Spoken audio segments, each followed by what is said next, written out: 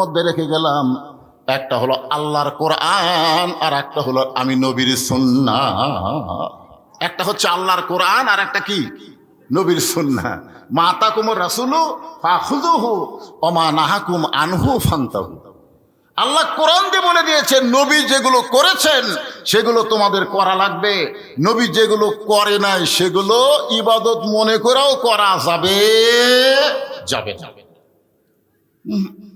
নবীর হাদিস, আল্লাহ রাসূল ফজরের নামাজের পরে সাহাবীর দিকে মুখ ঘুরে বসেছেন। দুই ওয়াক্ত নামাজের সালাম ফেরানোর সঙ্গে সঙ্গে নবী সাহাবীর দিকে মুখ ঘুরাতেন। একটা হলো ফজর আর একটা হলো আসর।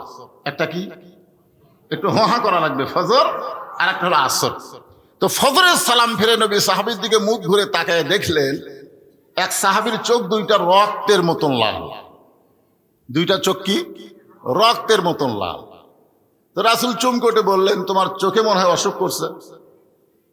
আমরা সবাই চোখ সাদা নিয়ে নামাজ পড়লাম, তোমার চোখ দুইটা লাল কেন? তখন বলতেছি, ইয়া রাসূলুল্লাহ, আপনার পিছনে আমি এশার নামাজ আদায় করেছি। এশার নামাজ আদায় করার পর আমি যখন বাড়িতে গেলাম, বাড়িতে গিয়ে যখন ঘুমের বিছনায় তখন একটা দোয়া পড়তেছিলাম, আল্লাহুম্মা বিইসমিকা আমুতু ওয়া আহইয়া। এই দোয়াটা পড়ার সাথে সাথে আমুতু শব্দটা আমাকে এমনভাবে ভয়ে ভীত করে দিল যে এই ঘুমের মধ্যেই যদি আমার মৃত্যু হয়, আমি কি আমার জীবনের সব গুনাহ মাফ করে নিবার পারছি? এই জন্যে আমি না ঘুমায়া সারা রাত আমি আল্লাহর কাছে কান্নাকাটি করেছি, তওবা করেছি, আমি নামাজ পড়েছি, কোরআন শরীফ পড়েছি। এই সারা রাত জাগার কারণে, কান্নাকাটি করার কারণে, নামাজ পড়ার কারণে, কোরআন তেলাওয়াতের কারণে রাতটা আমার শেষ হয়ে গেল। আমি আজকে রাত্রে ঘুমাতে পারি নাই। আবার ফজরের আজান যখন দেয়, আজান শোনার সঙ্গে সঙ্গে এই মসজিদে হাজিরা দিলাম এবং আপনার পিছনে জামাতের সঙ্গে ফজরের নামাজ আদায় করলাম। আপনারা সুবহানাল্লাহ করলেন, কিন্তু নবীর সামনে এই কথা বলার সাথে সাথে নবী বললেন নাউজুবিল্লাহ। আপনারা বলেন তো নবী কি ভুল বলছেন? তো আপনারা তো সুবহানাল্লাহ বললেন, কি জন্য বললেন? আল্লাহর নবী বললেন নাউজুবিল্লাহ। সমস্ত সাহাবীরা চুপ করছে যে এইরকম ইবাদতকারী, ইবাদতের কথা শুনে নবী নাউজুবিল্লাহ বলার কারণ কি? ওমর ফারুক বললেন, হুজুর এই নাউজুবিল্লাহ মানুষ কখন বলে এটা তো আপনার কাছে আমরা শিখেছি। আলহামদুলিল্লাহ কখন বলে, সুবহানাল্লাহ কখন বলে, ইন্নালিল্লাহ কখন বলে, এইটা আপনারা জানেন না। কথা কেন জানেন কি জানেন না? আবার নাউজুবিল্লাহ কখন বলে এটাও জানা লাগবে। তো আল্লাহ রাসূল বললেন, সাহাবী, এশার নামাজের পরে তুমি সারা রাত কান্নাকাটি করেছো, তওবা করেছো, নামাজ পড়েছো, কোরআন তেলাওয়াত করেছো, এই তরিকা তুমি পেলে কোথায়? এই নিয়মটা তুমি কোথায় পেলে? আমি নবী এশার নামাজের পরে খুব তাড়াতাড়ি বাড়িতে গিয়া আমার বউরে নিয়ে ঘুমায়া যাই। আমার বউকে আমার সঙ্গে বুকের মধ্যে নিয়ে ঘুমায়া যায়। কারণ আল্লাহ কোরআনে বলেছেন, হুন্না লিবাসুল লাকুম ওয়া আনতুম লিবাসুল লাহুন্না। স্বামী স্ত্রী যখন বিছানায় ঘুমাতে যাবা, মাঝখানে কোনো ফাঁক রাখা যাবে না।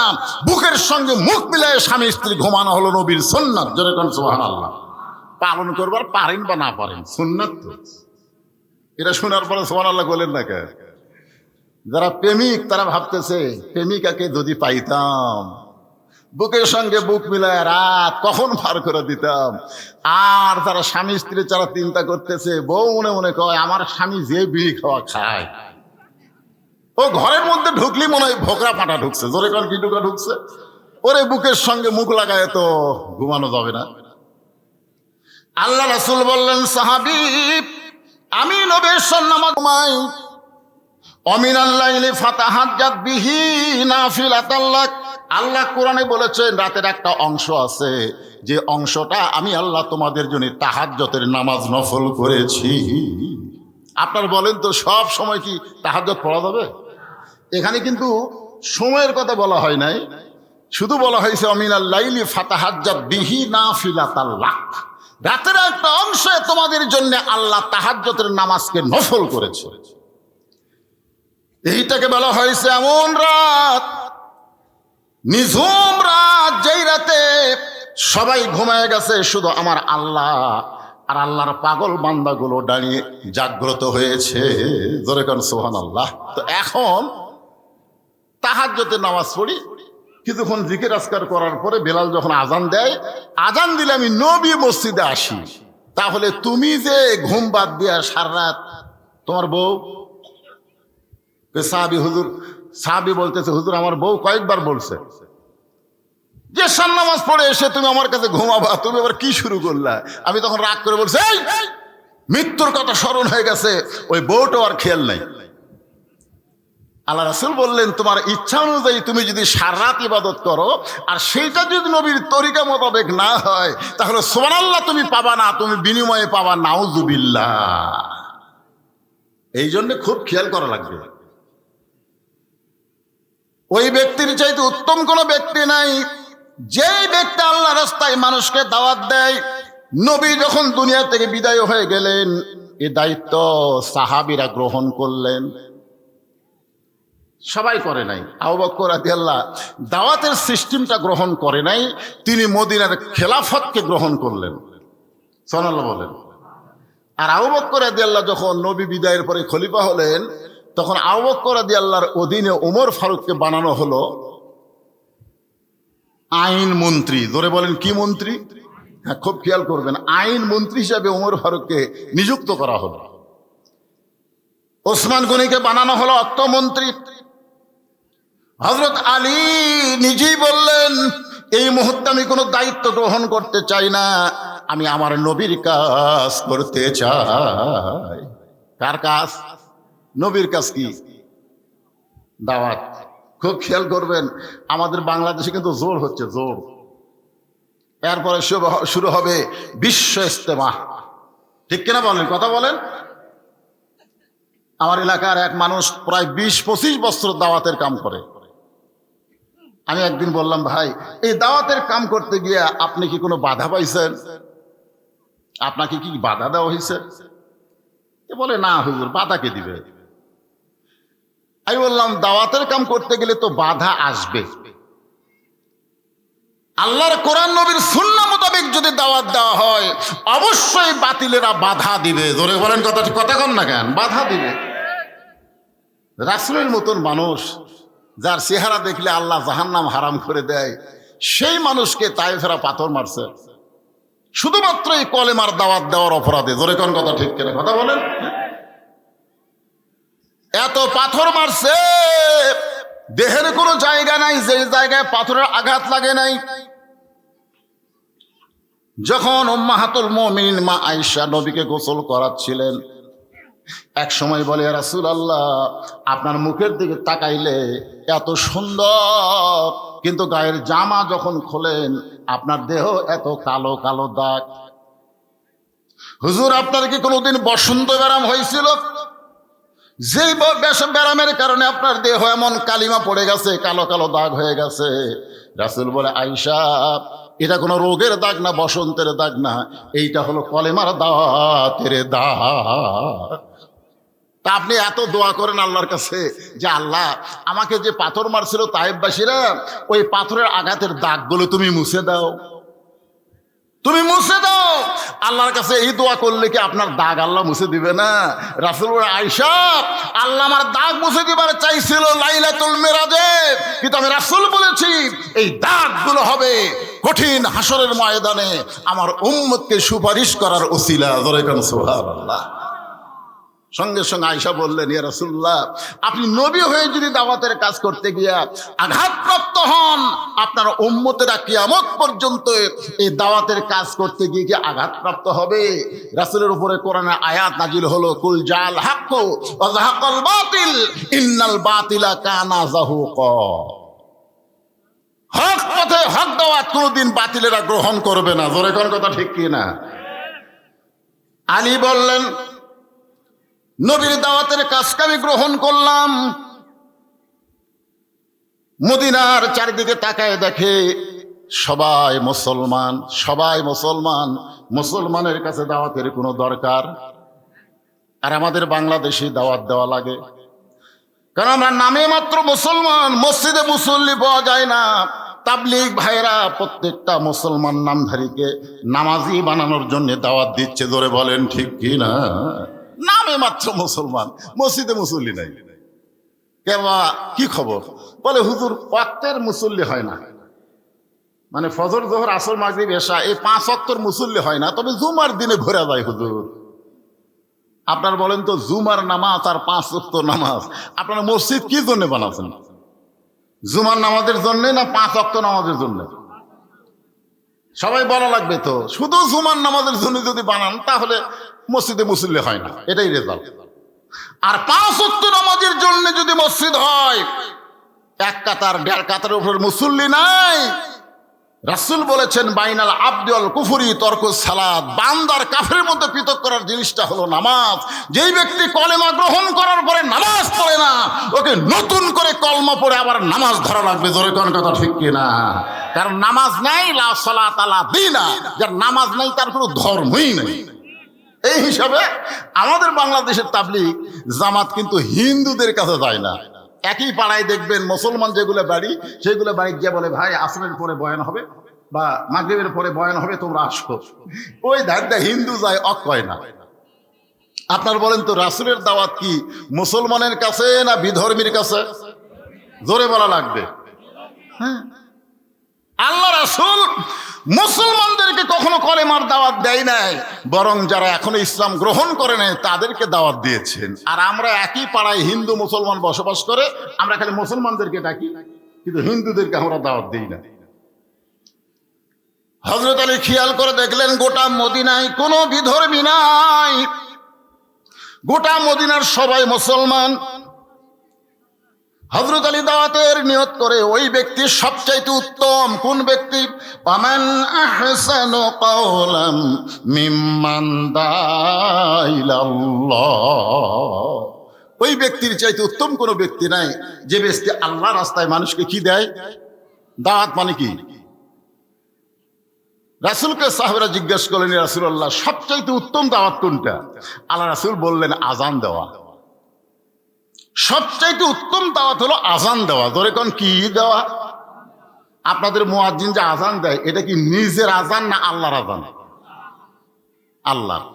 মুয়াজ্জিন সাহেব কিন্তু নিজের কথা বলে না, যেভাবে দাওয়াতের সিস্টেম রাসূল দিয়েছেন ঠিক সেইভাবে আজান দেয়। আমার এলাকার এক মুয়াজ্জিন সাহেব, as-সালাতু খায়রুম মিনান নাওম কোন নামাজে বলা লাগে? ধরে কোন এই যারা নামাজ পড়েন তারা একটু হুহা করেন, কোন নামাজে? যারা নামাজ পড়ে না ওরাও জানে, ওরা যে চেতন পায় না তা কিন্তু না। এই as-সালাতু খায়রুম মিনান নাওম শোনার পরে এদের ঘুমটা আরো চাপিয়ে ধরে। জোরে কোন কথা ঠিক কিনা? আগে চেতন ছিল কিন্তু এটা শোনার পরে ঘুম আরো ভালো। খুব খেয়াল করবেন, সবচেয়ে উত্তম দাওয়াত হলো মুয়াজ্জিন যে আজান দেয়। হযরত আলী মদিনা অতিক্রম করে ঘোড়ার পিঠে চড়ে একটা নতুন জায়গায় কলেমার দাওয়াতের নিয়ত করেছে। নতুন একটা জায়গায় কলেমার দাওয়াত দিবেন, এই নিয়তে হযরত আলী একটা ঘোড়ার পিঠে চড়ে রওনা করেছেন। সেই সময় সবচাইতে দ্রুতগামী যানবাহনের নাম ছিল ঘোড়া। সবচাইতে দ্রুতগামী যানবাহনের নাম কি? জোরে বলেন। ঘোড়ার পিঠে চড়ে হযরত ওমর মদিনার শহর ছেড়ে দূরবর্তী কোনো এলাকায় টার্গেট করে দাওয়াতের কাজে যখন রওনা দিলেন, মদিনা অতিক্রম করার সঙ্গে সঙ্গে হযরত আলী দেখলেন রাস্তার পাশে সুন্দর একটা মসজিদ গড়ে উঠেছে। সুবহানাল্লাহ। তার ধারণা ভুল হলো, তিনি মনে করছিলেন মদিনার মধ্যেই শুধু মুসলমান, মদিনার বাহিরে বুঝি নাই। মদিনার শহর শেষ করার পর হযরত আলী দেখলেন যে মদিনার পাশেই একটা সুন্দর মসজিদ গড়ে উঠেছে। আপনি বলেন তো সুন্দর মসজিদ গড়ে উঠলে ওই এলাকার কে আছে? আরো জোরে কোন কে আছে? যারা মসজিদের আজান শোনার পরে মসজিদে আসে না। আপনি যতই মুসলমান বলে দাবি করেন, আল্লাহ রাসূল বলেছেন মান তারাকা সালাতু মুতাম্মিদান ফাকাত কাফারা। আবার অন্য হাদিসে বলা হয়েছে মান তারাকা সালাতু মুতাম্মিদান ফাকাত জাযাউ জাহান্নাম। ইচ্ছা করে এক ওয়াক্ত নামাজ যারা বাদ দিল অবশ্যই জাহান্নাম তাদের ঠিকানা বানায় নিল। ইচ্ছা করে এক ওয়াক্ত নামাজ যারা বাদ দিল তারা আল্লাহর সঙ্গে কুফরি করলো। নাউজুবিল্লাহ জোরে কয় না, এ জায়গা নাউজুবিল্লাহ বলা লাগবে তো। ছেলেরাই মাগরিব এশা নামাজ পড়োনি, এখন এরা নামাজ না পড়ে শুনতেছে নাউজুবিল্লাহ কেমনে কয়? তো ওয়াজগুলো তো হামাকির বিরুদ্ধে যাচ্ছে হুজুর। শোনেন, এই 10-এর টাকা লিয়া, পৌরসভার টাকা লিয়া শুধু মসজিদকে সুন্দর করানোর জন্যে মসজিদ নির্মাণ হচ্ছে না। মসজিদ নির্মাণ হবে নামাজ আদায়ের জন্য। জোরে কোন কথা ঠিক? হ্যাঁ, আল্লাহ রাসূল বলেছেন, যদি নামাজের সময় না হয়, এমন সময় তোমরা যদি কোনো মসজিদ দেখতে পাও, আল্লাহর শুকরিয়া আদায় করার জন্যে 2 রাকাত নামাজ মসজিদে গিয়ে আদায় করো। সে নামাজের নাম হলো দুখুলুল মসজিদ। সুবহানাল্লাহ বলেন। হযরত আলী দাওয়াতের কাজ শুরু করার আগেই এত সুন্দর একটা মসজিদ দেখার পরে তার মন বলতেছে আল্লাহর ঘরের মধ্যে গিয়া 2 রাকাত নামাজ পড়বো। ঘরের মধ্যে গিয়া, ধরে কোন কার ভিতরে? বাহিরে না, বারান্দায় না, ভিতরে। আপনারা কোন জায়গায় নামাজ পড়ে শান্তি পান? আপনারা ভিতরে নামাজ পড়ে শান্তি পান? আমার এলাকার অনেক মুসল্লি আযান দেওয়ার পর পরে আসে, কিন্তু ভিতরে ঢোকে না, বাইরে ঘরে। কে বাবা ভিতরে ঢুকবি না? সবাই ঢুকুক হুজুর, সবাই ঢুকুক। আমি এত বোকা না যে সামনে কাতারে নামাজ পড়বো, সালাম ফিরানোর পরে আর বারান যাবে না। এত বোকা আমি না। কারণ বিশেষ করে মাগরিবের নামাজ, এশার নামাজ, জোহরের নামাজের সালাম ফিরানোর পরে সুন্নত নফল আছে না নাই?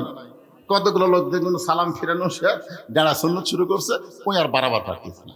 কি বেকায়দারে ভুল করছে, আজকে আর করবো না। এই জন্যে ওই কি করে, বারান্দায় নামাজ পড়ে, শেষ কাতারে নামাজ পড়ে। আল্লাহ রাসূল বলেছেন, প্রথম কাতারের নামাজের যেই ফজিলত, এইটা যদি আমার উম্মতের মধ্যে প্রকাশ করে দিতাম, তাহলে সামনে কাতার নেওয়ার জন্য মারামারি হতো। সুবহানাল্লাহ বলেন। এখন সামনে কাতারের ফজিলত কম না বেশি? মসজিদের ভিতরে ফজিলত বেশি না বারান্দায় ফজিলত বেশি? হযরত আলী মসজিদের ভিতরে ঢুকে 2 রাকাত দুখুলুল মসজিদ নামাজ আদায় করতে চায়, কিন্তু লক্ষ্য করে দেখলেন ঘোড়া বাঁধার মতন, ঘোড়া ধরে থাকার মতন কোনো মানুষও নাই, কোনো গাছও নাই। আল্লাহ কোরআনে বলেছেন, ইন্নামা আমওয়ালুকুম ওয়া আওলাদুকুম ফিতনা, নিশ্চয় তোমাদের সম্পদ আর তোমাদের সন্তান হলো তোমাদের বিপদের কারণ। আজকে অধিকাংশ মানুষ সন্তানের কারণে, সম্পদের কারণে বিপদের মধ্যে পড়ে যাচ্ছে। অর্থাৎ আলীর সঙ্গে যদি ঘোড়া না থাকতো, তাহলে হযরত আলী কিন্তু বিপদের মধ্যে পড়তো না। মসজিদ দেখার সঙ্গে সঙ্গে মসজিদের মধ্যে ঢুকে নামাজ আদায় করতে পারতো, কিন্তু এখন ঘোড়া থাকার কারণে তিনি বিপদে পড়ে গেলেন। কারণ ঘোড়া বাঁধার মতন কোনো গাছও নাই, ঘোড়া যে কেউ ধরে থাকবে এমন কোনো মানুষও নাই। এখন ঘোড়াটা কারে দিয়া হযরত আলী মসজিদের মধ্যে ঢুকবে? ঘোড়া কারে দিয়ে মসজিদের মধ্যে ঢুকবে? কারণ তার মন মসজিদের মধ্যে ঢুকে গেছে, খালি দেহটা বাহিরে আছে। সুবহানাল্লাহ বলেন। হাদিসে আছে বিস্তারিত, হুজুরি কলব ব্যতীত। হাদিসে আছে বিস্তারিত, হুজুরি কলব ব্যতীত করছিন কালেও নামাজ তোর হবে না। তবে কেন গাও জোয়ারি, মানুষকে দেখাও নামাজ পড়ি, ও তোমার সিদ্ধ বীজে সুফসল ফলে না। আজও কেন আল্লাহর নামাজ ধরতে পারলা না? যে ব্যক্তি নামাজ ধরবে, যাবতীয় অন্যায় অপকর্ম থেকে আল্লাহ তার হেফাজত করবে। সুবহানাল্লাহ। আইন দিয়ে কোনো কিছুই সাইজ করা যাবে না। বাংলাদেশের মুসলমানদেরকে সাইজ করতে গেলে 1 নম্বর তার নাম হলো নামাজ। যেখানে 1 নম্বর কি? ইন্না সলাতা তানহানিল ফাহশাই ওয়াল মুনকার। একমাত্র নামাজই পারে মানুষকে যাবতীয় খারাপি থেকে বাঁচাই দিতে। এ কথা কি আমার না আল্লাহ? তা আপনার ছেলেকে তো আপনি স্কুল ধরালেন, হাই স্কুল ধরালেন, কলেজ ধরালেন, আপনি কি নামাজ ধরাইছেন? না, কে করল রে? মুসলমানের বাচ্চা হয়ে কথা বলা যাবে না তো? বলা যাবে? 7 বছর থেকে নামাজের তালিম দেওয়া লাগবে, আর 10 বছর থেকে জোর করে তাকে নামাজ ধরাতে হবে। খুব খেয়াল করবেন, নামাজের তালিম দিবেন কয় বছর? কয় বছর? তার মানে বোঝা গেল 7 বছর আগে কোনো বাচ্চাকে মসজিদের মধ্যে আনা যাবে না। যদি আপনি আনতে চান 7 বছরের পরে আনা লাগবে। 7 থেকে 10 এই 3টা বছর হলো শিক্ষা দেওয়ার বছর। কিভাবে নিয়ত করা লাগবে, কিভাবে হাত বাঁধা লাগবে, নিয়ত করার পরে কোন দিকে তাকায় থাকতে হবে, নিয়ত করার পরে সানা পড়তে হবে, সূরা ফাতিহা পড়তে হবে, এইগুলো সব তাকে শিক্ষা দেওয়ার নাম হলো তালিম। শিক্ষা দেওয়ার নাম কি? তাহলে কয় বছর তালিম দেওয়া লাগবে? ইয়ার কি মনে করতেছে? 3টা বছর নামাজের তালিম দিতে হবে। এখনো বাংলার অনেক মুসল্লি নামাজ পড়ায় অন্যদিকে যায়, করে কি করে না? কি রে, আল্লাহ কয় নামাজের জোরে ফায়েশা যাবে দূরে, পাক কোরআনের আছে ঘোষণা। এখন আকাম কুকাম নামাজ রোজা একসাথে বান্দিয়া বোঝা, আকাম কুকাম নামাজ রোজা একসাথে বান্দিয়া বোঝা, জাহান্নামে দিয়া সরাওয়ানা। আজ কেন আল্লাহর নামাজ ধরতে পারলা না? নামাজের নিয়ম আছে না নাই? জোরে কেন আছে না নাই? এমন সময় হযরত আলী দেখতেছেন রাস্তা দিয়ে একজন আল্লাহর বান্দা আসতেছে। রাসূল বলেছেন আসসালামু ক্বাবলাল কালাম, কথাবার্তা বলার আগেই দেওয়া লাগবে কি? লোকটাকে যখন হযরত আলীর নিকট আইছে, হযরত আলী বললেন আসসালামু আলাইকুম ইয়া আব্দুল্লাহ, রে আল্লাহর বান্দা তোমার উপর আল্লাহর রহমত বর্ষিত হোক। লোকটা বলতেছে ওয়ালাইকুম আসসালাম, আপনি কে হুজুর? যেই বলছে আপনি কে হুজুর, হযরত আলী চুপ করছে। কে রে, আমারে চিনে না? এইরকম মুসলমান কি মনে করেন? এখন আপনাদের গুরুদাসপুরে আমার শাহিদ আলী ভাই বলল যে প্রত্যেক বক্তা এসেছে 1টা 2টা 5টা করে ওয়াজ করছে, আর আপনি 1 বছরে এই গুরুদাসপুরে 40টা ওয়াজ করছেন। কয়টা ওয়াজ করছি? আপনাদের পৌরসভার মধ্যে 40টা ওয়াজ করছি। তারপরে যদি কেউ আমাকে বলে আপনি কে হুজুর, তখন আমার মনে হবে কে রে, এখন পর্যন্ত আমাকে চেনে না, ই তাহলে তো ওয়াজও শোনে না, ওয়াজের মাহফিলেও যায় না। যদি ওয়াজ শুনতো, ওয়াজের মাহফিলে যাইতো, এইটা কোন হুজুর কেউ বলার আগেই বলে দিবার পারতো। জোরে কার কথা ঠিক কিনা? কথা বলেন। লোকটা ওয়ালাইকুম আসসালাম বলার পরে বলতেছে আপনি কে হুজুর? হযরত আলী বুঝতে পারলেন লোকটা আমারে চিনে না, যার কারণে বলেছে আপনি কে হুজুর। আলী বলতেছেন আমি যেই হুজুরই হই না কেন, আমার ঘোড়াটা ধরো, আমার ঘোড়াটা একটু ধরো, আমি আল্লাহর ঘরে গিয়া 2 রাকাত নামাজ পড়তে চাই। লোকটা বলতেছে 2 রাকাত কেন, 200 রাকাত পড়েন, আমার কোনো আপত্তি নাই। কি কয় রাকাত পড়বে? আলী কয় রাকাত পড়বে? আর লোকটা ঘোড়া ধরে বলতেছে 2 রাকাত কেন, 200 রাকাত পড়েন, আমার কোনো আপত্তি। অতিভক্তি, জোরে বলেন অতিভক্তি, চোরের মন। এই কথাটা আমি আপনাদের গুরুদাসপুরে বলছিলাম। চোরের মন পুলিশ পুলিশ না, চোরের মন হলো র্যাব র্যাব। জোরে কারণ চোরের মন কি? কারণ আপনারা কি দেখলেন কয়েকদিন আগে বাংলাদেশের চিত্র কি দেখলেন? চোরও যা, ডাকাতও যা, পুলিশও তাই। জোরে কোন কথা ঠিক কিনা? একটা পুলিশ মরলে মানুষ আর ইন্নালিল্লাহ পড়ে না, পুলিশ মরলেই কয় আলহামদুলিল্লাহ। আগে পুলিশ লীগ ছিল, পুলিশ লীগ। জোরে কান কি লীগ? এই গুরুদাসপুরের তালুকদার পাড়ায় আমি ওয়াজ করতে এসেছিলাম, কিন্তু থানার ওসি সাহেব আমাকে উঠতে দেয় নাই। আমি কইলাম আমার অপরাধ কি? একটাই অপরাধ, আপনি অ্যাঙ্গেলে সরকার বিরোধী কথা বলেন।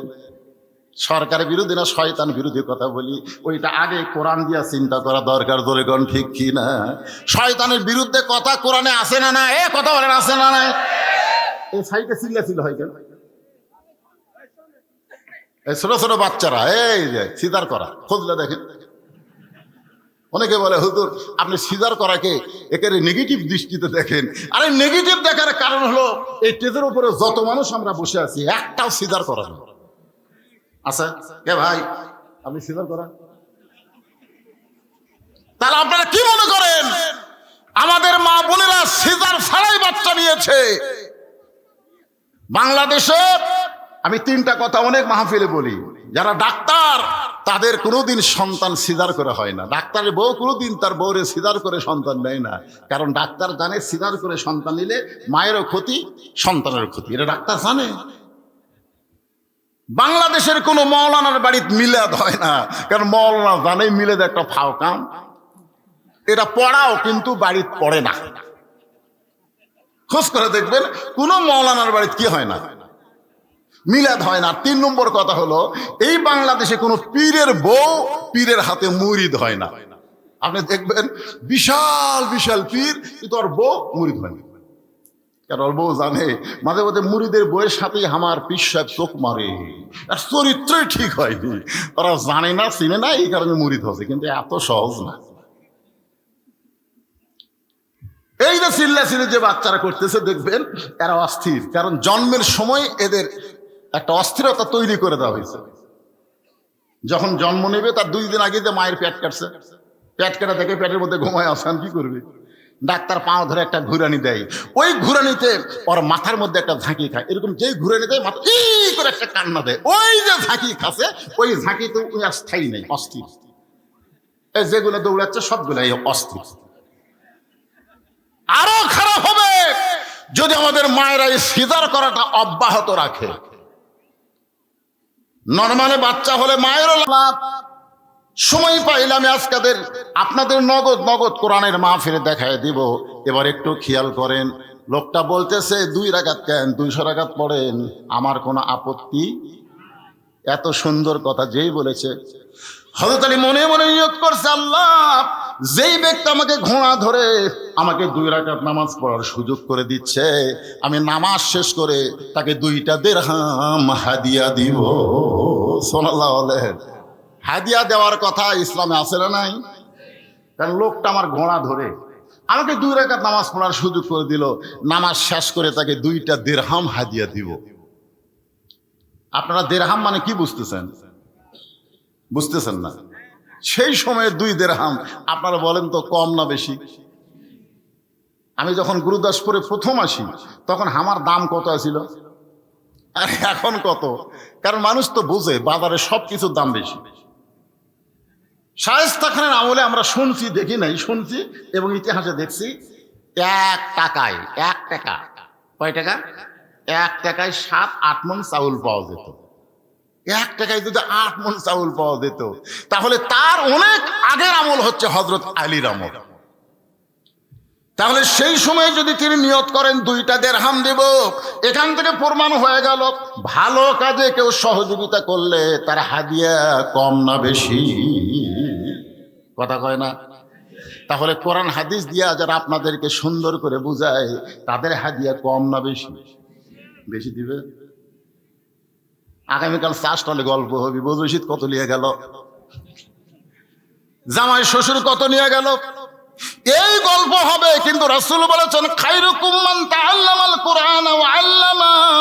ওই ব্যক্তির চাইতে উত্তম কোনো ব্যক্তি নাই, ওই ব্যক্তির চাইতে সম্মানী কোনো ব্যক্তি নাই যে ব্যক্তি কোরআন পড়ে এবং অপরকে কোরআনের শিক্ষা দেয়।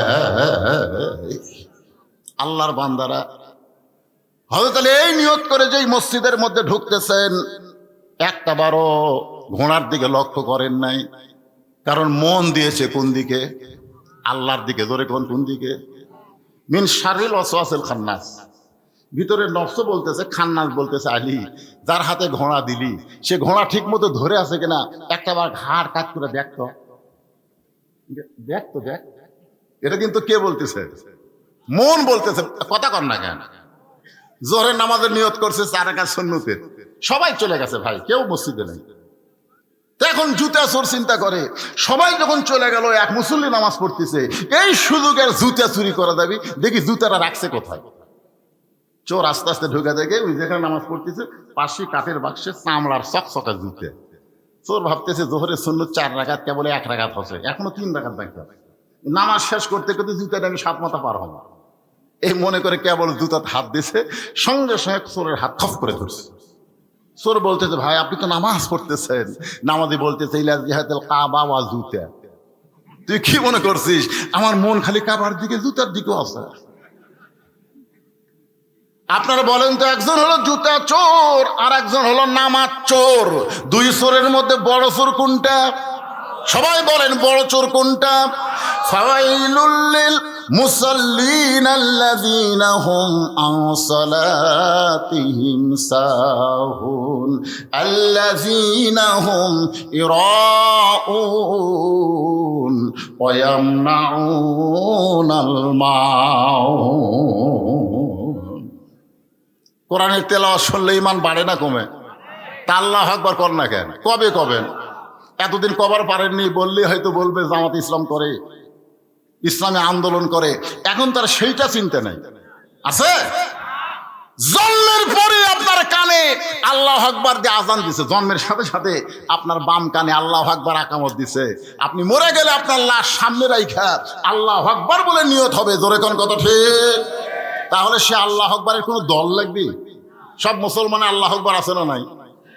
আর তুলিয়াত আলাইহিম আয়াতুহু জাদাতুহুম ঈমানান, কোরআনের আয়াত তেলাওয়াত করলে ঈমান বাড়া যায়। আর ঈমান বাড়ার লক্ষণ কিছু করে থাকা, যখনই কোরআন তেলাওয়াত হবে সঙ্গে সঙ্গে তেলাওয়াত শেষ হওয়ার সঙ্গে সঙ্গে বলতে হবে আল্লাহু আকবার, লিল্লাহি তাকবীর, মাশাআল্লাহ। মাঝে মধ্যে একটু আল্লাহু আকবার বলবেন, কারণ সুবহানাল্লাহ আলহামদুলিল্লাহ বললে আল্লাহ খুশি, কিন্তু শয়তান বেজার হয় না। আর আল্লাহু আকবার বললে আল্লাহ খুশি হয়ে যায়, শয়তান বেজার হয়ে দৌড় দেয়।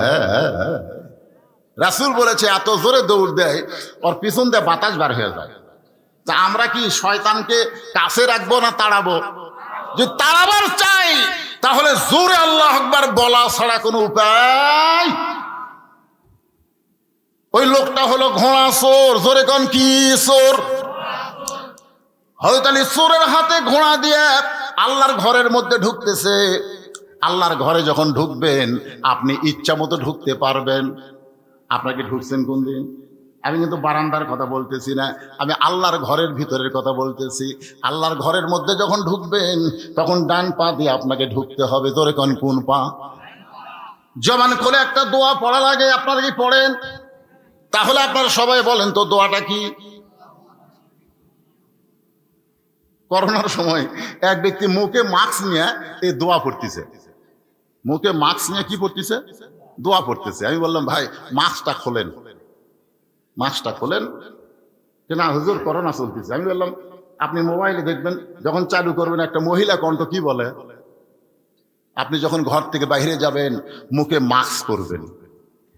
আপনি ঘরের মধ্যে থাইকা মুখে মাস্ক পরবেন এটা কিন্তু বলা হয়নি, ঘর থেকে তখন বাইরে যাবেন। তাহলে আপনি যে দোয়া পড়ে ঢুকতেছেন, পৃথিবীর সর্বশ্রেষ্ঠ ঘর হলো মসজিদ। জোরে কোন কথা ঠিক কিনা?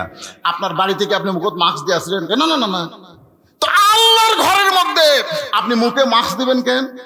না হুজুর সতর্ক থাকা ভালো। আমি তখন কোরআন থেকে আয়াত তেলাওয়াত করলাম, ফালিয়াবুদু রাব্ব হাযাল বাইত আল্লাযী আত'আমাহুম মিন জু'ইন ওয়া আমানাহুম মিন খাউফ। ওই ঘর, ওই আমার দিকে তাকায় দেখেন, ওই ঘর, ওটা কার ঘর? আরো ধরে বলেন কার ঘর? ফালিয়াবুদু রাব্ব হাযাল বাইত। ওই ঘরের মালিকের যদি তোমরা গোলামি করতে পারো, সঙ্গে সঙ্গে আল্লাহ তোমাদেরকে দুইটা পুরস্কার দিবে। এক নম্বর পুরস্কার হলো তোমাদের রিজিকের কোনো টেনশন করা লাগবে না, তোমরা রিজিকের চিন্তা করবে না। রিজিকের মালিক কে? খুব খেয়াল করবেন, যদি আপনি আল্লাহর ঘরের মধ্যে ঢুকতে পারেন আপনার রিজিকের দায়িত্ব আপনার কাছে নাই। দায়িত্ব কার? তাহলে আয়াতটা আর একবার শোনেন, দেখেন তো বুঝবার পারেন কিনা। ফালিয়াবুদু রাব্ব হাযাল বাইত আল্লাযী, এক নম্বর আল্লাযী আত'আমাহুম মিন জু'ইন, দুই নম্বর হলো ওয়া আমানাহুম মিন খাউফ। যাবতীয় ভয় থেকে আল্লাহ তোমাকে নিরাপত্তা দিবে। আপনি যে মুখে মাস্ক দিয়ে ঢুকতেছেন, আপনি সত্যি করে বলেন তো কার ভয় নিয়ে ঢুকতেছেন? মুখোশ দিয়ে আপনারা মাস্ক দিয়েছিলেন, এটা কি আল্লাহর ভয়ে না করোনার ভয়ে? কথা কয় না, কার ভয়ে? করোনার ভয়। আমার এলাকার এক ফকিরকে দেখছি, উনি মুখত মাস্ক পরে না, গোটা পাড়া ঘরে। আমি কইলাম কে রে ফকির, তুই যে হারে ঘুরতেছিস তো করোনা ধরবি রে? আমাকে নাউজুবিল্লাহ, হুজুর আপনি আলেম হইয়া জালেমের মতন কথা বলেন। হুজুর আল্লাহকে বিশ্বাস করে ভিক্ষা করতেছি, আমাকে জীবনেও করোনা ধরবি না। ওই প্রতিদিন ভিক্ষা করে, এ বাড়ি যাই ও বাড়ি যাই, পুলিশ ধরা করছে মাস্ক পর, বা এরা মুখত দিলে আমার গরম লাগে। তো জরিমানাও করে পারবি না, কারণ ওর টাকা পয়সাও নেই। তা আমি, আমার এক বন্ধু ছিল মোহাম্মদ আলী হাসপাতালে বগুড়া, ওরে আমি মোবাইল করে বললাম ডাক্তার সাহেব এ পর্যন্ত করোনায় বগুড়া জেলায় কত মানুষ মরছে? বলে 350 হবে হুজুর। এর মধ্যে ফকির কয়টা আছে? আমার একটাও নাই। যে কয়টা মরছে তার মধ্যে একটাও ফকির নাই। এখান থেকে প্রমাণ হয়ে গেল করোনার ভয় যার অন্তরে ছিল না, আল্লাহ তাকে পুরাপুরি হেফাজত করেছে। জোরে বলেন কথা ঠিক। এখন মসজিদের মধ্যে যখন ঢুকবেন তখন ডান পায়ে ঢুকতে হবে, জবান খুলে একটা দোয়া পড়া লাগবে। দোয়াটা কি? আল্লাহুম্মা ফতাহলি। পড়েন সবাই, আল্লাহুম্মা ফতাহলি আবওয়াবা রহমাতিক। হযরত দোয়াটা পড়ে আল্লাহর ঘরের মধ্যে ঢুইকা 2 রাকাত সুন্নত নামাজের নিয়ত করলেন। কয় রাকাত? 2 রাকাত সুন্নত নামাজের নিয়ত করলেন। আর ঘোড়া চোর ঘোড়ার লাগাম ধরে হযরত আলীর দিকে তাকায় আছে, দেখি নামাজের সাইজ কিরকম।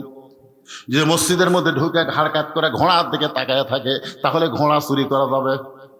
জুতা চুরি করে গেছে, আপনার জোরে কর, জুতা চুরি করে গেছে। ইলা জিহাদিল কাবা ওয়া জুতা, কাবা জুতা, খালি কাবার দিকে না জুতার দিকে আমার মন। এখন ঘোড়া চোর চিন্তা করে, যে লোকটা আমার হাতে ঘোড়া দিয়া আল্লাহর ঘরের মধ্যে ঢুকলো, ওর নামাজের সাইজ কেমন একটু দেখা দরকার। লাগাম টেনে এনে দরজা দিয়ে তাকায় দেখে নামাজের সাইজ এত ভালো, নিয়ত করার সঙ্গে সঙ্গে লোকটা নামাজের ভিতরে আল্লাহ ঢুকাইয়া দিল। নামাজের সাইজ এত ভালো, নিয়ত করার সঙ্গে সঙ্গে লোকটা নামাজের ভিতরে ঢুকে গেল। আপনারা বলেন তো হযরত আলী নামাজের দিক দিয়ে কেমন নামাজি ছিলেন? আল্লাহ রাসূল কয়েকটা কথা বলেছেন, তার মধ্যে একটা কথা হলো, আমার যত সাহাবী আছে সমস্ত সাহাবীর ভিতরে নামাজের দিক দিয়ে হযরত আলী হলেন 1 নম্বর। নামাজের দিক দিয়ে কয় নম্বর?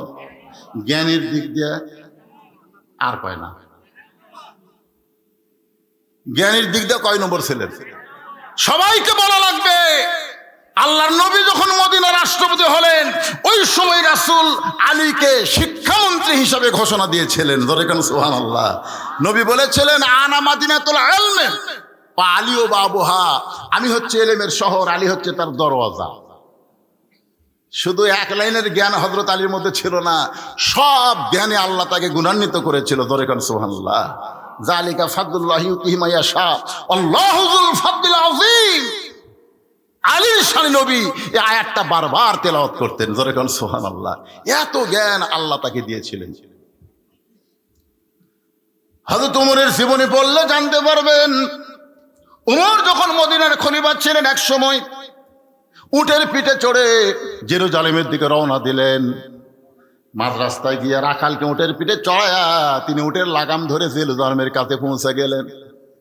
জেরুজালেমের হাজার হাজার খ্রিস্টান উটের পিঠে বসে থাকা মানুষটাকে ওমর মনে করে একটা চকিয়া এনে একজন হামাগুড়ি দিয়ে বলতেছে, আমির আল মুমিনিন, উটের পিঠ থেকে নামতে আপনার কষ্ট হবে, তাই এই চকিয়ার উপরে পা দিয়ে, আমার পিঠের উপরে পা দিয়ে আপনি আস্তে করে নামেন। উটের পিঠে বসা মানুষটা কাঁদতেছে। জেরুজালেমের খ্রিস্টানরা বলে, আমির আল মুমিনিন, আপনি এমন করে কেন কাঁদতেছেন? উটের পিঠে বসা মানুষটা বলতেছে, তোমরা যাকে ওমর মনে করে সম্মান করতেছ, আমি ওমর না, আমি হলাম রাখাল। আর জমিনে দড়ি ধরে উটের রশি ধরে যিনি দাঁড়ায় আছেন তিনি হলেন হযরত ওমর। জেরুজালেমের খ্রিস্টানের বলে, এটা কেমনে হয়, এটা কেমনে হয়? রাখাল চিল্লায় বলে, আল্লাহর কোরআন নবীর তরিকা মোতাবেক চললে এমনি সম্ভব হয়ে যায়। জোরে কারণ সুবহানাল্লাহ।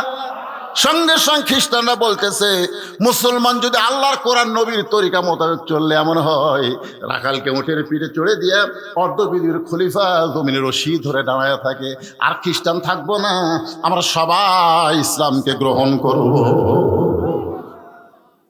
আপনারা বলেন তো, কোনো যুদ্ধ করা লাগছে? কোনো দাওয়াত দেওয়া লাগছে? উমরের ভিতরে এমন একটা আদর্শ পাইছে যে আদর্শ হওয়ার সঙ্গে সঙ্গে খ্রিস্টানরা কলেমা পড়তে চায়। সমস্ত খ্রিস্টানকে উমর ফারুক কলমা পড়ায় দিলেন, লা ইলাহা ইল্লাল্লাহু মুহাম্মাদুর রাসূলুল্লাহ। সবাই মুসলমান হয়ে গেল। কিন্তু খ্রিস্টানের মধ্যে একজন ব্যাঁকা ছিল। ব্যাঁকা বলছেন না? এখানে যত মানুষ বসে আছে, আপনার কি মনে করছেন সবাই ফজর নামাজ পড়বে? কথা কয় না। আমি কিন্তু ওদের শুরু থেকে নামাজের কথাই বলতেছি। তারপরেও দেখবেন ফজর নামাজ পড়বে না। তার মানে কি? ওরা ওদের শুরু থেকে শেষ পর্যন্ত কুত্তের ন্যাজের মতন বেঁকা। কোন ন্যাজের মধ্যে? কুত্তের ন্যাজ আপনারা দেখছেন? কুত্তের ন্যাজ দেখছেন? ও কিন্তু বেঁকা। তো একটা বেঁকা খ্রিস্টান, ও আর মুসলমান হয়নি, ও দৌড় মারছে খ্রিস্টান ধর্মের পাদ্রীর কাছে। হুজুর, দরবারের মধ্যে বসে জিকির করেন, আর মদিনার উমরে সাহেব আপনার সব লোককে মুসলমান বানাচ্ছে। এ কথা শোনার পরে পাদ্রী হতভম্ব হয়ে দৌড়ে দৌড়ে আসলেন উমরের কাছে, এসে বললেন, উমর, আমি ইসলাম গ্রহণ করতে চাই। ওমর ফারুক বললেন, তাহলে পড়ো লা ইলাহা ইল্লাল্লাহ মুহাম্মদ রাসূলুল্লাহ। পাদ্রী বলতেছে, আমি কলেমা পড়ার আগে তোমাকে 4টা প্রশ্ন করব, যদি উত্তর দিবার পারো তাহলে মুসলমান হব, উত্তর দিবার না পারলে কিন্তু মুসলমান হব না। ওমর ফারুক বলে, পাদ্রী কি 4টা প্রশ্ন করবা? বলে, 1 নম্বর প্রশ্ন হলো, পৃথিবীর এমন কোন জায়গা সূর্যের আলো একবার পড়েছে কিয়ামত পর্যন্ত ওই জায়গায় সূর্যের আলো পড়বে না, ওই জায়গার কথা যদি বলতে পারো। 2 নম্বর প্রশ্ন হলো, পৃথিবী এমন কোন কবর যে কবরও জীবিত, কবর মধ্যে লাশটাও জীবিত, ওই কবর এবং লাশের নাম বলতে হবে। 3 নম্বর প্রশ্ন হলো, 2 ভাই একই সময় জন্মগ্রহণ করেছে, বহু বছর পরে 2 ভাইকে হত্যা করা হয়েছে, কিন্তু এক ভাইয়ের চাইতে 100 বছরের বড়, এই 2 ভাইয়ের নাম বলা লাগবে। উমর রে, আমার 4 নম্বর প্রশ্ন হলো, পৃথিবীর এমন কোন কারাগার যে কারাগারের মধ্যে কয়েদি নিঃশ্বাস নেবার পারে না, তারপরও আল্লাহ জীবিত রাখে, ওই কারাগার কয়েদির কথা বলতে হবে। উমর কান্দারে বলে, পাদ্রী রে, এমন প্রশ্ন আমি জীবনে শুনি নাই, তাহলে উত্তর দিব কেমনে? পাদ্রী বলতেছে, তাহলে এরা বোকা শোকা মুসলমান হোক, আমি চালাক মুসলমান হলাম না। ওমর ফারুক চিন্তা করে, হাজারো জন মূর্খের চাইতে একটা শিক্ষিত লোকের দাম কম না বেশি? রাসূল তো আরো দাম বাড়ায় দিছে। আল্লাহ রাসূল বলেছে, নাওমুল আলিমি খায়রুম মিন ইবাদাতিল জাহিল। আলেমের নিদ্রা মূর্খের ইবাদতের চাইতে উত্তম। জোরে কান সুবহানাল্লাহ। মূর্খ সারা রাত ইবাদত করলে যে সওয়াব পাবে না, আলেম ঘুম পারলে আল্লাহ তার চাইতে বেশি সওয়াব দিবে। হয়তো আপনার বললেন, হুজুর আল্লাহ এখানে পার্শালিটি করলো না। পার্শালিটি না, হাদিস বুঝা দিলে আপনারা বুঝতে পারবেন।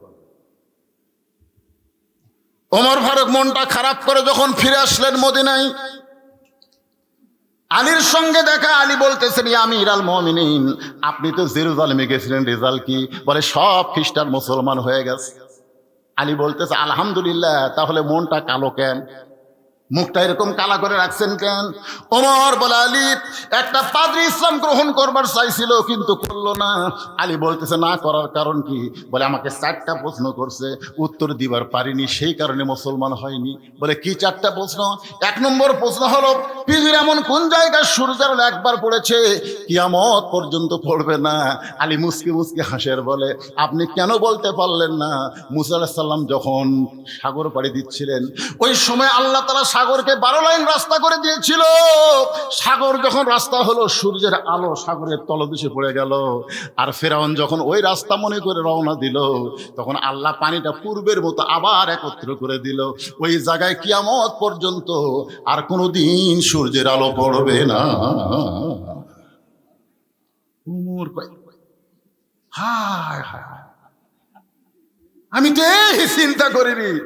2 নম্বর প্রশ্ন হলো, কবর জীবিত, লাশটাও জীবিত, কবর লাশের নাম কি?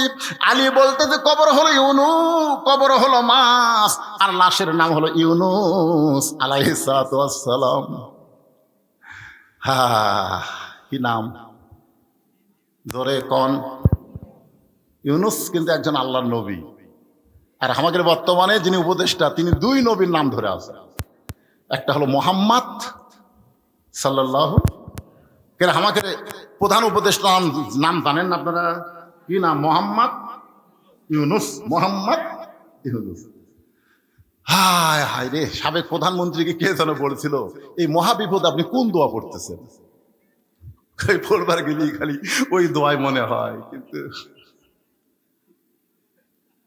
কোন দোয়া আপনারা জানেন? সে দোয়া জানেন? লা ইলাহা ইল্লা আনতা সুবহানাকা ইন্নী কুনতু মিনাজ জালিমিন। সবাই বলেন না কেন ভাই? বিপদ আপদ মুসিবত আমাদের সকলের সঙ্গে আছে না নাই? জোরে আছে না? কিন্তু দোয়াটার নাম কি? আরো জোরে জোরসে বলেন। হায় হায়, কি বেকায়দা। হযরত আলী বললেন, ইয়া আমিরাল মুমিনিন, কবরটা হলো মাছ আর লাশটার নাম হলো ইউনুস। কবরও জীবিত, লাশটাও আল্লাহ জীবিত রেখেছে। ওমর ফারুক বলে, আলী ভাই, তাহলে 3 নম্বর প্রশ্ন করলো, একই সঙ্গে 2 ভাই জন্মগ্রহণ করছে, যমজ, অনেক বছর পরে 2 ভাইকে হত্যা করা হলো। এক ভাইয়ের সাথে 100 বছরের বড়। এই 2 ভাইয়ের নাম কি? আলী বলতেছেন উযায়ের আর আদিত আলাইহিস সালাতু ওয়াস সালাম। একই সঙ্গে 2 ভাই জন্মগ্রহণ করেছিল, কিন্তু উযাইরকে আল্লাহ তাআলা একটা উপত্যকার মধ্যে 100 বছর ঘুম দিয়েছিল। ওই ঘুমটা তার মৃত্যুর মধ্যে শামিল রেখে 2 জনকে একসঙ্গে যখন হত্যা করা হয়, তখন এক ভাইয়ের চাইতে 100 বছর বড় হয়ে গেল। ওমর বলতে, আলী 4 নম্বর প্রশ্ন করেছে, কারাগারে লাশটা থাকে, নিঃশ্বাস প্রশ্বাস নিতে পারে না, তারপরও ওই কারাগারে লাশটা জীবিত থাকে, সেই লাশ কি আর কারাগার কি? আলী বলতেছেন, কারাগার হলো মায়ের উদর, আর লাশটা হলো সন্তান। কি বলবো প্রসবের কথা, মা বিনে সেই ব্যথা কেউ তো বুঝিবে না মাজন। ঠিকিয়া সন্তানের দায়, অকালে মা মারা যায়, কেন সে মায়ের ভক্তি করবা না? এমন দরদি ভবে কেউ হবে না আমার মা গো। পর্দার অন্তরে আমার মায়ের আছে না নাই? এজোর এখানে আছে না নাই? আমার মা, আপনি অত্যন্ত দামি, আপনার পায়ের তলে সন্তানের জান্নাত। মাগো, আপনার কথা ইসলাম 3 বার বলেছে, আর বাবার কথা মাত্র 1 বার বলেছে। মা, আপনার অত্যন্ত দামি মা। আল্লাহর কোরআন দিয়ে যেদিন বাংলাদেশ চলবে, সেদিন মেয়েরা বুঝতে পারবে নারীদের কত দাম ইসলামে আছে। ইসলামে নারীদের দাম কম না বেশি? কথা বলেন। জান্নাতুল বাকির মধ্যে আমি যখন কবর জিয়ারত করতেছিলাম, এমন সময় একটা কবরের পাশে এসে দেখি কতগুলা মানুষ সুদানি লোক হাউমাউ করে কাঁদতেছে। আমি একজনকে জিজ্ঞাসা করলাম, ভাই এটা কিসের কবর? এই কবরের কাছে এমন করে কান্দে কেন? বলে, হুজুর, এইটা হলো নবীর দুধ মা হালিমাতুস সাদিয়ার কবর। শিশুকালে ময়রা গেছে মা, গর্ভে থাকতে মরছে পিতা, নবী চোখে দেখলেন না। আমাদের নবী ছিলেন এতিম, জন্মের আগেই বাবা মারা গেছে, দুনিয়াতে আসার আগেই বাবা মারা গেছে। 6 বছর বয়সে মা দুনিয়া থেকে বিদায় হয়ে গেছে। যিনি দুধ মার দায়িত্ব নিয়েছিলেন তার নাম হলো হালিমাতুস সাদিয়া। এক অনুষ্ঠানে এরকম নবী আলোচনা করতেছে, সাহাবীরা ওয়াজ শুনতেছে। ইতিমধ্যে হালিমাতুস সাদিয়া উটের পিঠে চলে আসতেছে। কতগুলা সাহাবী দৌড়ে গেল, এই বুড়ি, এই বুড়ি, উট নিয়ে কোথায় যাবি? উট ব্রেক কর। সঙ্গে সঙ্গে নবী বললেন, সাহাবীরা, ওই বৃদ্ধাকে তোমরা বাধা দিও না। বৃদ্ধা যখন নবীর কাছে চলে আসলো, আল্লাহ রাসূল আস্তে করে টেস থেকে নেমে তার গায়ের চাদর খুলে মাটিতে বিছায় বললেন, মা, উটের পিঠ থেকে জমিনে নামার আগে আমার চাদরে পা দিয়ে আমার ভাগ্যটাকে আপনি ধন্য করে দেন। জোরে কোন সুবহানাল্লাহ। প্রত্যেকটা সাহাবীরা চমকে গেল, কিরে, একটা বুড়ি নবীর গায়ের চাদর বিছিয়ে দিয়ে বলতেছে, মাটিতে পা না দিয়া আমার চাদরে পা দিলে আমার ভাগ্য ধন্য হবে, জীবন ধন্য হবে। আবু বকর বললেন, ইয়া রাসূলুল্লাহ, এই বুড়িটাকে তো আমরা চিনতে পারলাম না, যাকে আপনি এত সম্মান করতেছেন। রাসূল বললেন, উনি হলেন আমার দুধ মা হালিমাতুস সাদিয়া। মায়ের 1 ফোঁটা দুধের দাম কাটিলে গায়েরই চাম। মায়ের 1 ফোঁটা দুধের দাম কাটিলে গায়েরই চাম। পায়ের জুতা বানাইলো ঋণের শোধ হবে না। এমন দরদি ভবে কেউ হবে না আমার মা, মা গো। ঘোড়াচড়া দেখতেছে যিনি মসজিদের মধ্যে নামাজের মধ্যে ঢুকছেন, আসলে আমাকের মতন মুসল্লি না। ঘোড়াচড়া বুঝতে পারলেন লোকটা শুধু নামাজের নিয়ত করে নাই, নিয়ত করার সঙ্গে সঙ্গে নামাজের মধ্যে ঢুকেছে। এখন লোকটার কাছ থেকে যদি গোটা পৃথিবীও চুরি করা হয়, লোকটা কিছুই বুঝতে পারবে। রাসূলের কথা মতো আলী কয় নম্বর নামাজি? কথা কয় না, কয় নম্বর নামাজি? পিঠে তীর ঢুকছিল, আপনারা জানেন না? কেউ বলে পিঠে, কেউ বলে পায়ে। আল্লাহ রাসূল বললেন, আলী যখন নামাজের মধ্যে থাকবে তখন তীরটা টেনে বের করো। নামাজের যখন মধ্যে থাকবে, ওই নামাজের ইমামতি করলেন আল্লাহর নবী। সামনে কাতারে হযরত আলী, 1 পাশ আবু বকর, 1 পাশ ওমর, পিছনে কাতারে ছিল হযরত উসমান গনি। দুইজন সাহাবীকে নবী বললেন, তোমরা জামাত তরক করে আলী তীরটা টেনে বের করো। নামাজ যখন শুরু করছেন তীর টান দেয়, পিছন থেকে আসে, ছাড়া দিলে আবার খাওয়া হয়। জাবের আর হোজাইফা দুই সাহাবী বলতেছে, এই মুহূর্তে টানা যাবে না, যখন নামাজের ভিতরে যাবে। নামাজের ভিতর কখন? আলী যখন নামাজের শেষ দায়ী থাকবে ওই সময় টানে বের করবেন। পিঠের উপরে দুইজন পা দেয়া তো জোরে তীর টান মারছে, তীর শুধু বের হয় নাই, তীরের সঙ্গে গোস্ত পর্যন্ত সে আইছে। নামাজ শেষ করার পরে নবীর সামনে যখন তীর আর গোস্তের টুকরা জমা দেওয়া হয়, আল্লাহ নবী এত কান্না কানলেন। কাঁদার পরে বলেন, আলী রে। সঙ্গে সঙ্গে আলী বলে, লব্বাইক ইয়া রাসূলুল্লাহ। আলী, যেই তীর ধরে একটু নড়াচড়া করলে তুমি চিৎকার দিয়ে কান্তা, সেই তীর তোমার পিঠের ভিতর থেকে বের করা হলো। খালি তীর বের হয় নাই, তীরের সঙ্গে গোস্ত পর্যন্ত ছিঁড়াইল। আমি নবী জানতে চাই তুমি তখন ছিলে কোথায়? আপনারা বলেন তো, নবী জানে কে জানে না? কথা বলেন, জানে কে জানে না?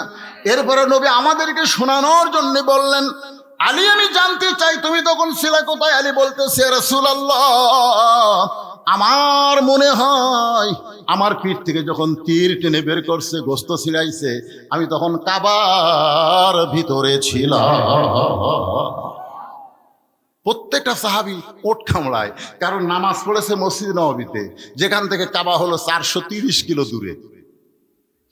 430 কিলো দূরে কাবার ভিতরে হযরত আলী কেমনে? সাহাবীদের মধ্যে কিছু সাহাবী বলা বলি করলো, ইয়া রাসূলুল্লাহ, আলী দুর্বল হওয়ার কারণে বলতেছে, হয়তো অসুস্থ হওয়ার কারণে বলতেছে, আমি তখন কাবার ভিতরে ছিলাম। কারণ আলী মসজিদ নববীর মধ্যে আপনার পিছনে নামাজ পড়লো, তাহলে কাবার মধ্যে ঢুকলো কেমনে? রাসূল বলেন, সাহাবীরা রে, আমি আলীর কাছ থেকে শুনতে চাই। আলী বলতেছে, রাসূলুল্লাহ, নামাজের নিয়ত করার পর আপনার শরীয়ত বলতেছে চোখ দুইটা খোলা রাখতে হবে। আমি দুইটা চোখ খুলে সেজদার দিকে তাকায় থাকলাম, কিন্তু এক সময় আমার দুইটা চক্ষু বন্ধ হয়ে গেল। আমি তখন অন্ধ হই নাই, আমি তখন দেখতে পাই আমার সেজদার জায়গায় আল্লাহর কাবা ঘর দাঁড়িয়ে গেছে। আল্লাহর কাবা ঘর সেজদার জায়গায় পাইয়া আমার দুইটা চোখ যখন কাঁদতেছে, চোখের পানিতে যখন গাল ভিজে যায়, এমন সময় নামাজের মালিক আল্লাহ ডাক দিল, আলী, তোর নামাজের সাইজ দেখে আমি আল্লাহ 430 কিলোর দূরে কাবা তোর সেজদায় হাজির করে দিলাম, এরপরেও তুই কেন এমন করে কাঁদতেছিস? আলী নামাজের মধ্যেই বলতেছে, আল্লাহ, আমার সামনে কাবা দিয়া তুমি আমারে খুশি করতে পারবা না, কারণ কাবার নামাজ পড়ি না, আমি নামাজ পড়ি কাবার মালিকের জন্যে। ফালিয়াবুদু রাব্বা হাযাল বাইত। আমি কাবার নামাজ পড়ি না, আমি নামাজ পড়ি কাবার মালিকের জন্য। যতক্ষণ পর্যন্ত কাবার মালিককে দেখতে না পাবো, ততক্ষণ পর্যন্ত আমার চোখের পানি বন্ধ হবে না। সঙ্গে সঙ্গে দেখতে পাই আমার আল্লাহর কুদরতি পা, ওই পায়ের মধ্যে হযরত আলী নামাজের সেজদা দেয়। সুবহানাল্লাহ বলেন। আর সে আলী নামাজ পড়তেছে, আর ঘোড়াচড় কয়, না আমাদের সাইজ ভালো, শুধু ঘোড়া। এই মনে করে যখন ঘোড়ায় টান দেয়, ঘোড়া সুর নড়ে, কিন্তু ঘোড়া নড়ে না। ঘোড়ার 4টা পা বালির মধ্যে পুঁতে গেছে। সরলা বলে, ঘোড়ার সমানে টানতেছে, কিন্তু ঘোড়া নড়ে না। চোর চিন্তা করে, চুরির নিয়তে ধরলাম, চুরি করার নিয়তেই ধরলাম, চুরি না করে আমি কেমনে যাই? নিয়ত কি? চুরি করা। ধরে কোন কি করা? চুরি করার নিয়তে ঘোড়া ধরলাম, আর ঘোড়া নড়তেছে না। তার মানে ঘোড়া চড়া রাগ করে ঘোড়ার লাগাম খুলে নিয়ে চলে যায়। ঘোড়ার লাগাম খুলে যখন ঘোড়া চড় নিয়ে গেছে, এমন সময় হযরত আলী নামাজ শেষ করেছে। নামাজ শেষ করার পরে পকেট থেকে 2টা দিরহাম বের করেছে, বের করে হাতের মধ্যে নিছে। কারণ মিন শারিল ওয়াসওয়াসিল খান্নাস, হয়তো নফস বলতে পারে, আলী তোর নামাজ হয়ে গেছে, 2 দিরহাম দেওয়া লিখবি কেন? তুই কি চুক্তি করছিস নাকি? বলেন না। তাহলে 2টা দিরহাম কেন দেওয়া লাগবে? নফস যেন ধোঁকা দিবার না পারে, সেই কারণে হযরত আলী 2টা দিরহাম হাতের মধ্যে নিয়ে আল্লাহর ঘর মসজিদ থেকে বের হচ্ছে। আপনার বলেন তো, মসজিদ থেকে যখন বের হবেন তখন খুব জোরে জোরে বের হওয়া যাবে, জোরে জোরে তড়িঘড়ি কথা কয় না, তড়িঘড়ি করে বের হওয়া যাবে, থেকে বার হয়, কার স্যান্ডেল কুটি চলে যায়। আল্লাহ রাসূল বলেছেন, মসজিদ থেকে যখন বের হবে, মসজিদ দরজার দিকে তাকায় তোমার চোখের পানি বের করে কানবে আর বলবে, আল্লাহ, যে নামাজ পড়ে আমি রওনা দিলাম, এটাই যদি আমার পরে মসজিদ থেকে বের হয়ে ঘোড়ার কাছে এসে দেখে ঘোড়া আছে কিন্তু মানুষ নাই, হযরত আলী তাকায় দেখে ঘোড়ার মুখে লাগাম পর্যন্ত নাই। লাগাম বোঝেন? ৮০ তলায় শের যদি হয় ৪০ সারে মন, মনে মনে মিল না হলে মিলবে না ওজন। পাগল মন, মন রে মন কেন এত কথা বলে? দেহ আছে মসজিদে, মন থাকে বাড়িতে। ধরে কোন কথা ঠিক? একটা দুনিয়ার ঘোড়াকে বাধ্য করতে গেলে যেমন লাগাম দেওয়া লাগে, আপনার মনটাকেও বাধ্য করতে গেলে আপনাকে 3টা লাগাম দেওয়া লাগবে। ধরে বলেন কয়টা? 3টা লাগাম যদি আপনি সেট করতে পারেন, আপনি থাকবেন যেখানে, আপনার মনটাও থাকবে সেখানে। আজকে আমরা ছটফট করার কারণ হলো, একটু মনোযোগ দিয়ে কথাগুলো শুনবেন ভাই। হযরত আলী তাকায় দেখে ঘোড়ার মুখে লাগাম নাই। এখন হযরত আলী কি করবে? কারণ লাগাম ছাড়া ঘোড়ার পিঠে চললে ইচ্ছা মতো চলা যাবে না, ঘোড়ার ইচ্ছায় চলা লাগবে। যে মোটর সাইকেলে ব্রেক নাই, ওই মোটর সাইকেলকে আপনার ইচ্ছা মতো চলবি। কথা কয় না কেন? আপনার ইচ্ছা মতো চলবি। মোটর সাইকেল ইচ্ছা মতো আপনাকে চলা লাগবে, কারণ কি নাই? কথা কয় না, কি নাই? ব্রেক ছাড়া গাড়ি আর লাগাম ছাড়া ঘোড়া একই অবস্থা। এখনো হযরত আলী ঘোড়ার মুখের লাগাম কোথায় পাবে? ঘোড়ার কাছে দাঁড়িয়ে তাকায় দেখে যদি কোনো মানুষ পায় তাকে একটু বলবো আশেপাশে বাজার থেকে একটা লাগাম সে যেন কিনে এনে আমারে দেয়। এই নিয়তে হযরত আলী দাঁড়ায় আছে। এমন সময় দেখে একজন আল্লাহর বান্দা রাস্তা দিয়ে আসতেছে। একজন আল্লাহর বান্দা রাস্তা দিয়ে আসতেছে। সঙ্গে সঙ্গে হযরত আলী একটু মুরাকাবার হালতে চিন্তা করলেন, এর আগেও তো একজন আমার কাছে আইছিল, যাকে বিশ্বাস করে ঘোড়া দিয়া 2টা দিরহাম দেওয়ার নিয়ত করেছিলাম। আয়সা দেখি ঘোড়া আছে, লোকটাও নাই, লাগামও নাই। এখন যে ব্যক্তি আসতেছে এই জন্য অনুমান করা যাবে, সবাইকে সমান মনে করা যাবে। এই মনে হযরত আলী যখন একটু চিন্তা করে, এমন সময় লোকটা বলে, আসসালামু আলাইকুম ইয়া আলী। জোরে গান সুবহানাল্লাহ। লোকটা বলতেছে, আসসালামু আলাইকুম আলী। আলী তোমার উপরে আল্লাহ রহমত বর্ষিত হোক। সঙ্গে সঙ্গে আলী বলতে, ওয়ালাইকুম আসসালাম ভাই, আপনি আমাকে চিনেন? নাম ধরিছে, চিনে না? যারা কোন চিনে গেছে না? আগেরটা আগে যেটা সেটা কি বলেছিল? আপনি কে হুজুর? আর এইটা বলতেছে আপনাকে চিনে না, এমন মুসলমান দুনিয়াতে নাই। সোনালো বলেন না কেন? আলীকে বলতেছে আপনারা চিনে না, এমন মুসলমান দুনিয়াতে নাই। কারণ আল্লাহর নবী বলেছেন, দুনিয়ার শ্রেষ্ঠ বাবা যদি দেখতে চাও তাহলে আলীর দিকে তাকাও। আলীর 2টা সন্তান জান্নাতি যুবকদের সর্দার হবে।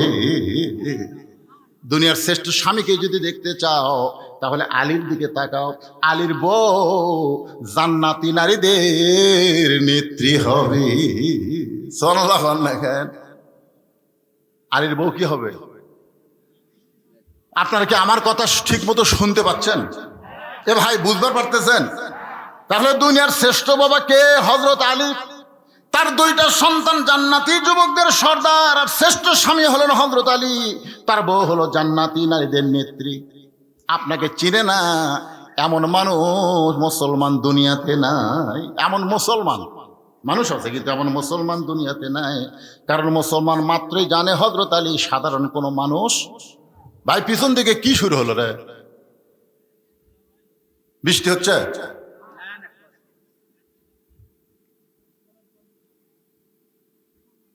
কথাগুলো যদি বুঝবার পারেন, মনোযোগ দিয়ে একটু আমার কথার দিকে খেয়াল করেন। দুনিয়ার যারা মুসলমান তারা হযরত আলীকে চিনে।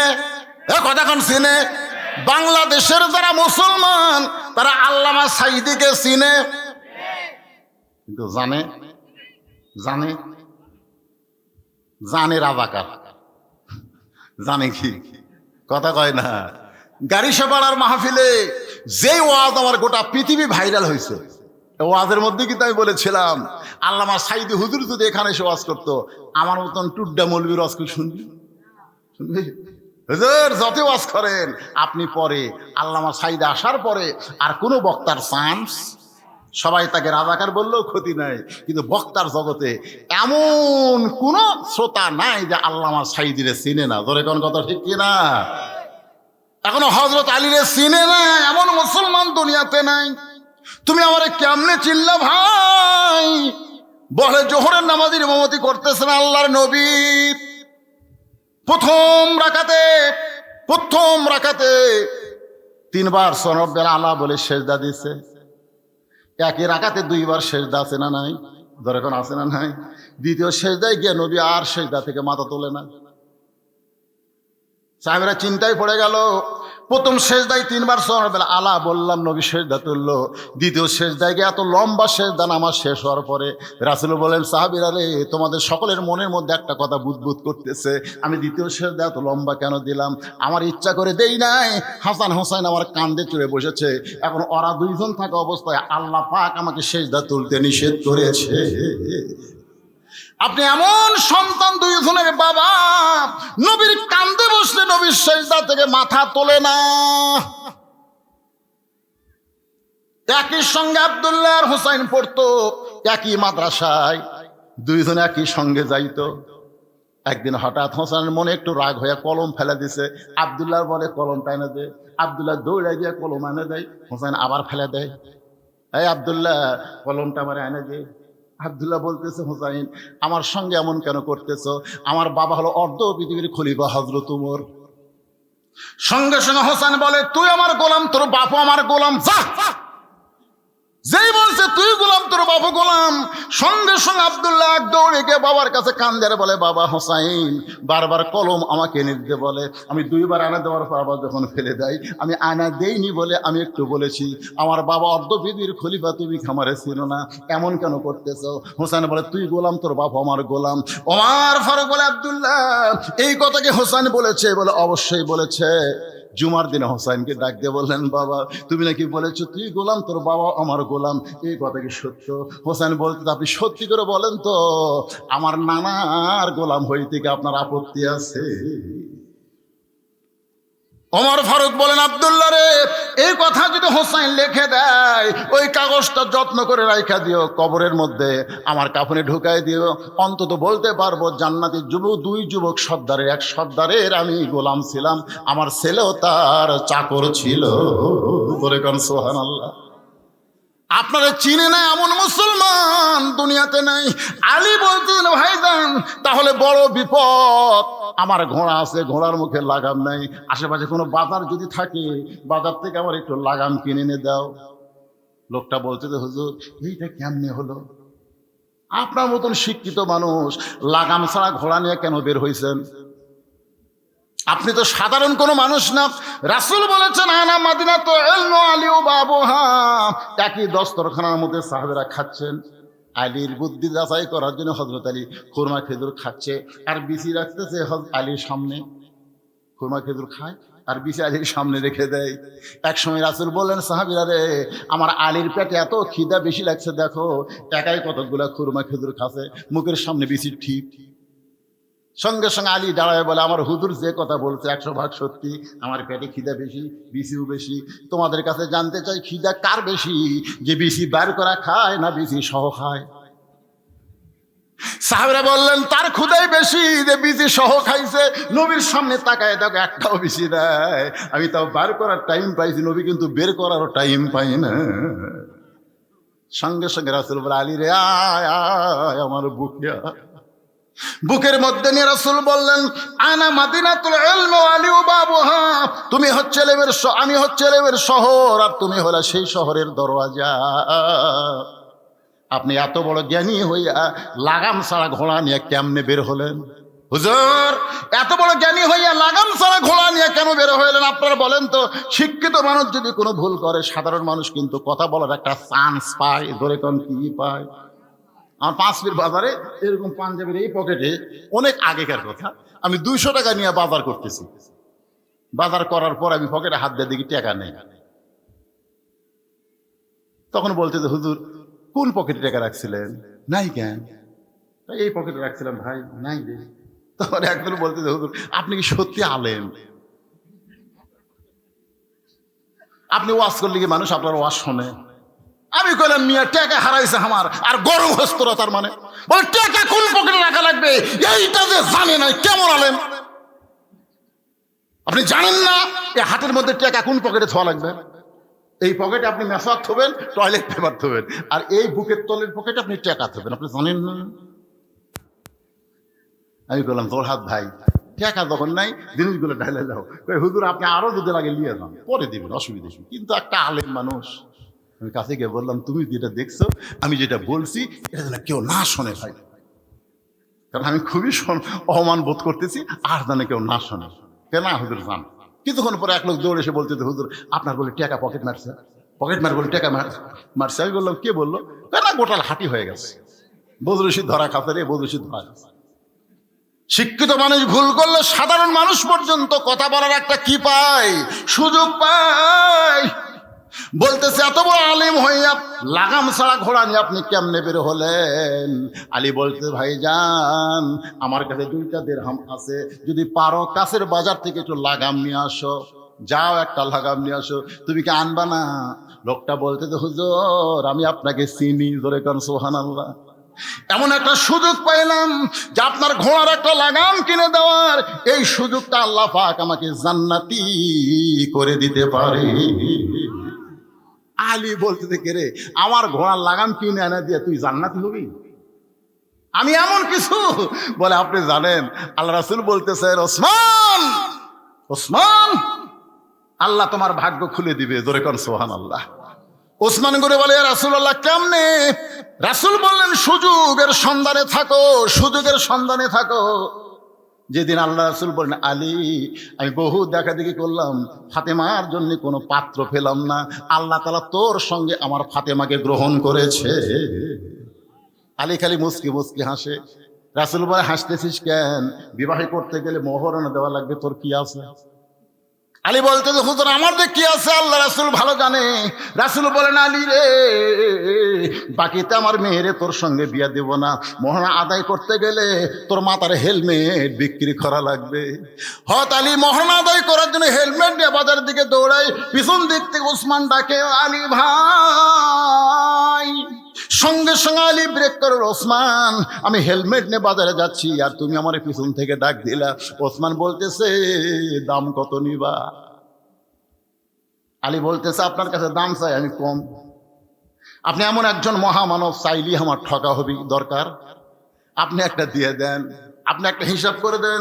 সঙ্গে সঙ্গে ওসমান গনি একটা ব্যাগ হযরত আলীর হাতে তুলে দিলেন। আলী হেলমেট নিয়ে যখন রওনা দেয় পিছন থেকে ডাকতে বলে আলী রে তোমারে কত দিলাম একটা বার কি তুমি গুনা দেখবা না? আলী বলতেছে ভালো মানুষ কোনোদিন মানুষরে ঠকায় না, জোরে কান সুবহানাল্লাহ। ওসমান গনি বললেন গুনে দেখা সুন্নাত, রাসূলের সুন্নাত হলো গুনে দেখা। এবার হযরত আলী গুনে দেখে 480 দিরহাম। আলী কান্দেল ওসমান একটা মাথার হেলমেটের দাম কি কোনোদিন এত হয়? ওসমান বলে আলী রে গোটা দুনিয়া বিক্রি করলে তোমার হেলমেটের দাম দেওয়া যাবে না, কেন আলী আসাদুল্লাহিল গালিব, আলী হচ্ছে আল্লাহর সিংহ। ধরো তোমার হেলমেট তুমি নাও। আলী বলতে ওসমান ভাই আমার হেলমেট আমারে কেন দিবেন? ওসমান গনি বলে আলী তোমার হেলমেট মাথায় দেওয়ার মতন যোগ্যতা পৃথিবীর দ্বিতীয় কারো নাই। ধরো তোমার হেলমেট তুমি নাও। এক হাতে হেলমেট এক হাতে টাকার থলিয়া নিয়ে আলী যায় বলে ওসমান এই বিপদের দিনে আমার এত বড় উপকার আপনি কেন করলেন? ওসমান বললেন সুযোগ খুঁজতেছিলাম জান্নাত পাওয়ার আশা। ওসমান গনির মতন মহান সাহাবী যদি সুযোগ খোঁজে জান্নাত পাওয়ার আশায়, আজকে আপনার ঘোড়ার লাগাম কিনে দিয়া আমিও সেই জান্নাত পাবার চাই, জোরে বলেন সুবহানাল্লাহ। 2টা দিরহাম নিয়ে লোকটা বাজারের মধ্যে ঘুরতেছে। ঘোড়ার লাগাম কোথায় পাওয়া যাবে? কোথায় ঘোড়ার লাগাম? সবাই বলতেছে ভাই বলে এই বাজারের মধ্যে কোনোদিন ঘোড়ার লাগাম বিক্রি হয় না। ঘোড়ার লাগাম যদি নিবার চাও এখান থেকে অনেক দূরে আর একটা বাজার আছে, সেই বাজারে যাও। চিন্তার মধ্যে পড়ে গেল তাহলে কি এই বাজারের মধ্যে ঘোড়ার লাগাম নাই? মনটা খারাপ করে লোকটা যখন ঘুরতেছে এমন সময় এক ব্যক্তি বলতেছে ভাইজান কে নিবা ঘোড়ার লাগাম? আমি লাগাম বিক্রি করতে চাই। সামনে গিয়ে বলতে তো ভাই দাম কত? বলে 2টা দিরহাম দিলেই চলবে। লোকটা চমকে গেছে, আলী তারি কয় দিরহাম দিছে? জোরে বলেন কয় দিরহাম? বলতেছে 2 দিরহাম দিলেই চলবে। সঙ্গে সঙ্গে হাতটা ধরে বলতেছে আল্লাহ পাক তোমাকে জান্নাত দেখ। চোরসন চোরছে। কে ভাই? আল্লাহ পাক তোমারে জান্নাত দেখ, এরা কেন দোয়া করতেছে? বলে ভাইজান শুনলাম এই বাজারে লাগাম নাই, আর তুমি আমারে লাগাম দিচ্ছ, এইটা তুমি বিশাল একটা উপকার করতেছো, আল্লাহ যেন তোমার এই জান্নাত দেয়। চোর খালি চমকা ওঠে। ঘুষের টাকা দিছে মসজিদে, বক্তা খালি দোয়া করতেছে, আল্লাহ 10,000 টাকা দিছে, আল্লাহ তোর ওর বাপ মাকে আল্লাহ তুমি জান্নাত দাও, দাদা দাদি 14 গোষ্ঠীকে আল্লাহ জান্নাত দেও। আল্লাহ কয় পাগলা রে বক্তা, 2 টাকা দিল তুই দোয়া করিসনি? 2 টাকা তার হালাল ছিল, আর 10,000 টাকা দিছে দোয়া করতেছিস, মার হাওয়া মারতেছিস, এই টাকা তো হারাম টাকা। আল্লাহর ঘর মসজিদে হারাম টাকা দিলে হবে না, মসজিদ তৈরি করতে হবে হালাল টাকা দিয়ে। জোরে বলেন কথা ঠিক কি না? কথা বলেন ভাইজান। আল্লাহর ঘর আমাদের বাংলাদেশে ভিক্ষা করে মসজিদ করতে হয় আমাদের বাংলাদেশে। আপনার একটা ব্যক্তির নাম শোনেন, অনেক ছেলেরা তাকে চিনবে, আপনার হয়তো অনেকে চিনবেন না। নাম হলো শহীদ আফ্রিদি। নাম শুনছেন? শহীদ আফ্রিদির নাম শুনছেন? পাকিস্তানের ক্রিকেটার। উনি লাগাতার 19টা মসজিদ তৈরি করার পরে ওনার বউ বলতেছে, তাহলে আল্লাহর ঘর তৈরি করতে করতেই তো আপনার টাকা শেষ হয়ে গেল, তা আমাদের ঘর? তখন বলতেছে আমার মনের আশা আল্লাহ পুরা করছে, এখন আমাদের ঘর আমরা বানাবো, আগে আল্লাহর ঘর তারপরে আমার ঘর। একটা ক্রিকেটার হয়ে 19টা মসজিদ একা নির্মাণ করে তারপরে নিজের ঘর নির্মাণ করছে, আর আমাকে 4 তলা বিল্ডিং করতেছে। মসজিদের মসজিদে বলতেছে ভাই 2টা বস্তা সিমেন্টের জন্য কাজ আটকে আছে ভাই, টাইলস লাগাচ্ছে, হঠাৎ 2 বস্তা সিমেন্ট শর্ট, 2টা বস্তা সিমেন্ট দেন ভাই। বলতেছে আমার হাত শর্ট। আর কি শর্ট? 2 কান্দে দিয়ে ফেরেশতা বলতেছে শয়তান তো থাকা লাগবে 9 তলায়, আর তুই বানাসতি 5 তলা। ঘাট কাট করে দেখতেছিস, যতই দেখ তোকে যাওয়া লাগবে 9 তলা। ধরে কোন তলা? 9 তলায় যাইতে হবে, আর তুই 2 বস্তা সিমেন্ট মসজিদে দিবার পারলি না। মসজিদে যখন দান বাক্স মুসল্লির সামনে আসে, অনেক মুসল্লি দেখবেন দান বাক্স আসে না? আপনাকে সামনে কি দান বাক্স আসে না? আসার পরে দেখবেন অনেক মুসল্লি পকেটের দিকে খেয়াল করে, 500 টাকা 200 টাকা 100 টাকা আছে, 10 টাকা নাই। যেই দেখতে 10 টাকা নেই, তখন এভাবে ধরে এত জোরে মারে, 2 মুসল্লি পার হয়ে যায়। ওই 2 মুসল্লি ওর উপর খুশি হয়ে বলতে, দেখলে তোর হাতত বল আছে। তার কান্দের ফেরেশতাকে আল্লাহ কি লেখমো, কি লেখমো আপনি বলেন? আপনি যে আমাদের 2 কান্দত বসে থাকেন, এর তো লেখার মতন কিছু নাই, এর পকেট ভরা টাকা থাকার পরও এই দান বাক্স ঠেলা মারলো, এর কি লেখমো? আল্লাহ বলতেছে দান বাক্স ঠেলা মারে নাই, ওই হাত দেওয়ার জান্নাতকে ঠেলা মারছে। কি সুবহানাল্লাহ না নাউযুবিল্লাহ? একজন টাইনা কছে সুবহান। কে ভাই রাগ করে বা শুনতেছেন? তা আপনাকে সামনে যদি এখন দান বাক্স যায়, আপনারা কারা কারা ঠেলা মারবেন? পকেটের টাকা থুয়া দেখি তো, পকেটের টাকা থুয়া দান বাক্স ঠেলা। ওই যে 2 জন উঠছে, ঠেলা পাটি 2টা উঠছে, দেখেন। এই সময় যারাই উঠবে বুঝবেন কি পাটি। আপনার কাছে কি 10টা টাকাও নাই? 50 টাকা 100 টাকা যে যাও পারবেন। মসজিদ কমিটির মুসল্লি ভাইদেরকে আমি বলবো, এই সময় আপনারা একটু ব্যাগ নিয়ে রুমাল নিয়ে ভিতরে ঢোকেন, সবাই পকেট থেকে চকচকা টাকাটা দিবেন। যেই টাকা পান আলা নেয় না, চা আলা ধরে না, ছিঁড়া টাকা, ওইটা দিবেন না। লান তানালুল বিররা হাত্তা তুনফিকু মিম্মা তুহিব্বুন। আল্লাহ কোরআনে বলেন তোমার সবচেয়ে মহব্বতের জিনিসটাই তুমি আল্লাহ রাস্তায় দান করে দিও। রাত 12টা বাজার সময় আমি আপনাদের বললাম ভাইজান, আপনারা একটু মন খুশি মতো ব্যাগের মধ্যে যে যা পারবেন দান করবেন। কেউ যদি বলে হুজুর ব্যাগের মধ্যে না, আপনার হাতে 500, 1000, 2000 টাকা আমরা দান করতে চাই আল্লাহর ঘর মসজিদের জন্য, ভাইজান ব্যাগগুলো তাড়াতাড়ি দিয়ে দেন, এগুলো আগেই সেট করা লাগতো।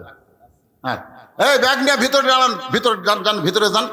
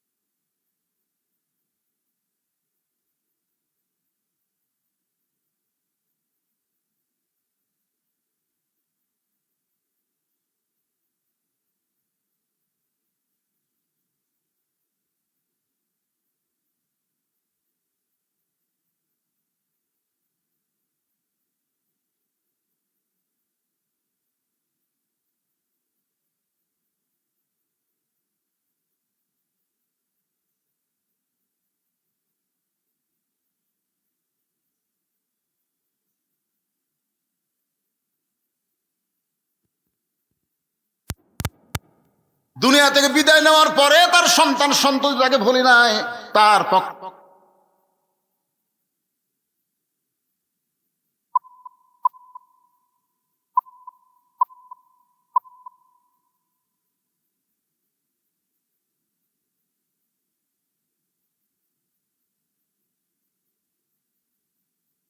আল্লাহ দানকে কবুল করেন। আল্লাহুম্মা আমিন। চশমা লাগালেন, নাম হলো মোহাম্মদ আবুল কালাম মল্লিক। ৩,০০০ টাকা দান করেছে, আল্লাহ তার দানকে কবুল করেন। নগদে ৩,০০০, আচ্ছা দান করেছে, আল্লাহ কবুল করেন। মোহাম্মদ কামাল মোল্লা ১,০০০ টাকা দান করেছে, আল্লাহ কামাল মোল্লার দানকে আল্লাহ আপনি কবুল করেন। মোহাম্মদ রফিক পরামানিক ১,০০০ টাকা দান করেছে, আল্লাহ দানকে কবুল করেন।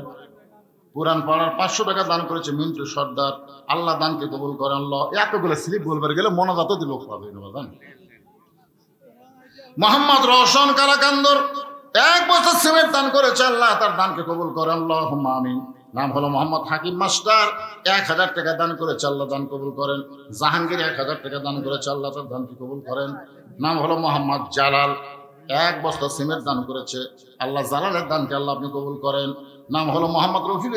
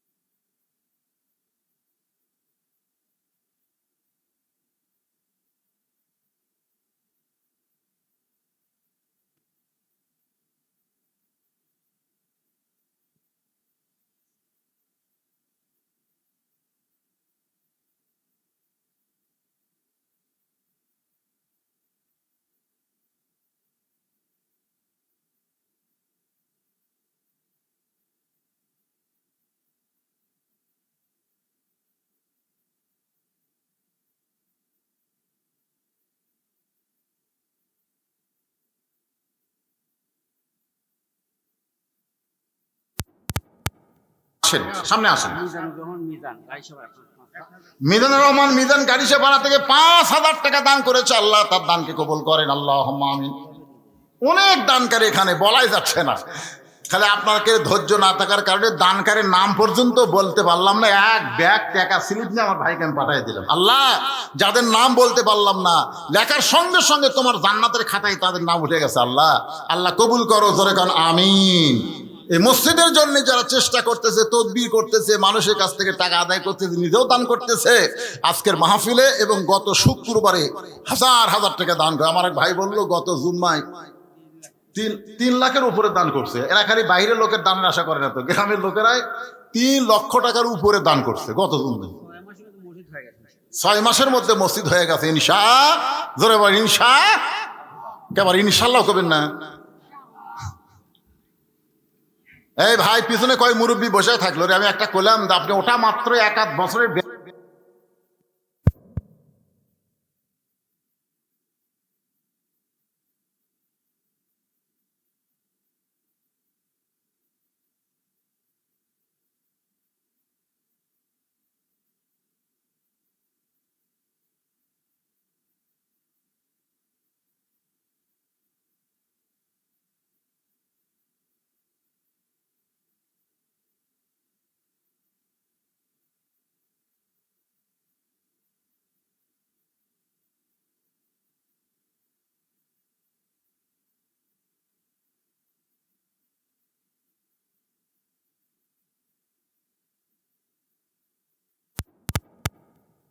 মসজিদে জুম্মাই যে কুরবানি দিলে এত সোয়াব, কুরবানির গায়ে যত পশম থাকবে প্রত্যেক পশমে পশমে একটা করে নেকি আল্লাহ দান করবেন।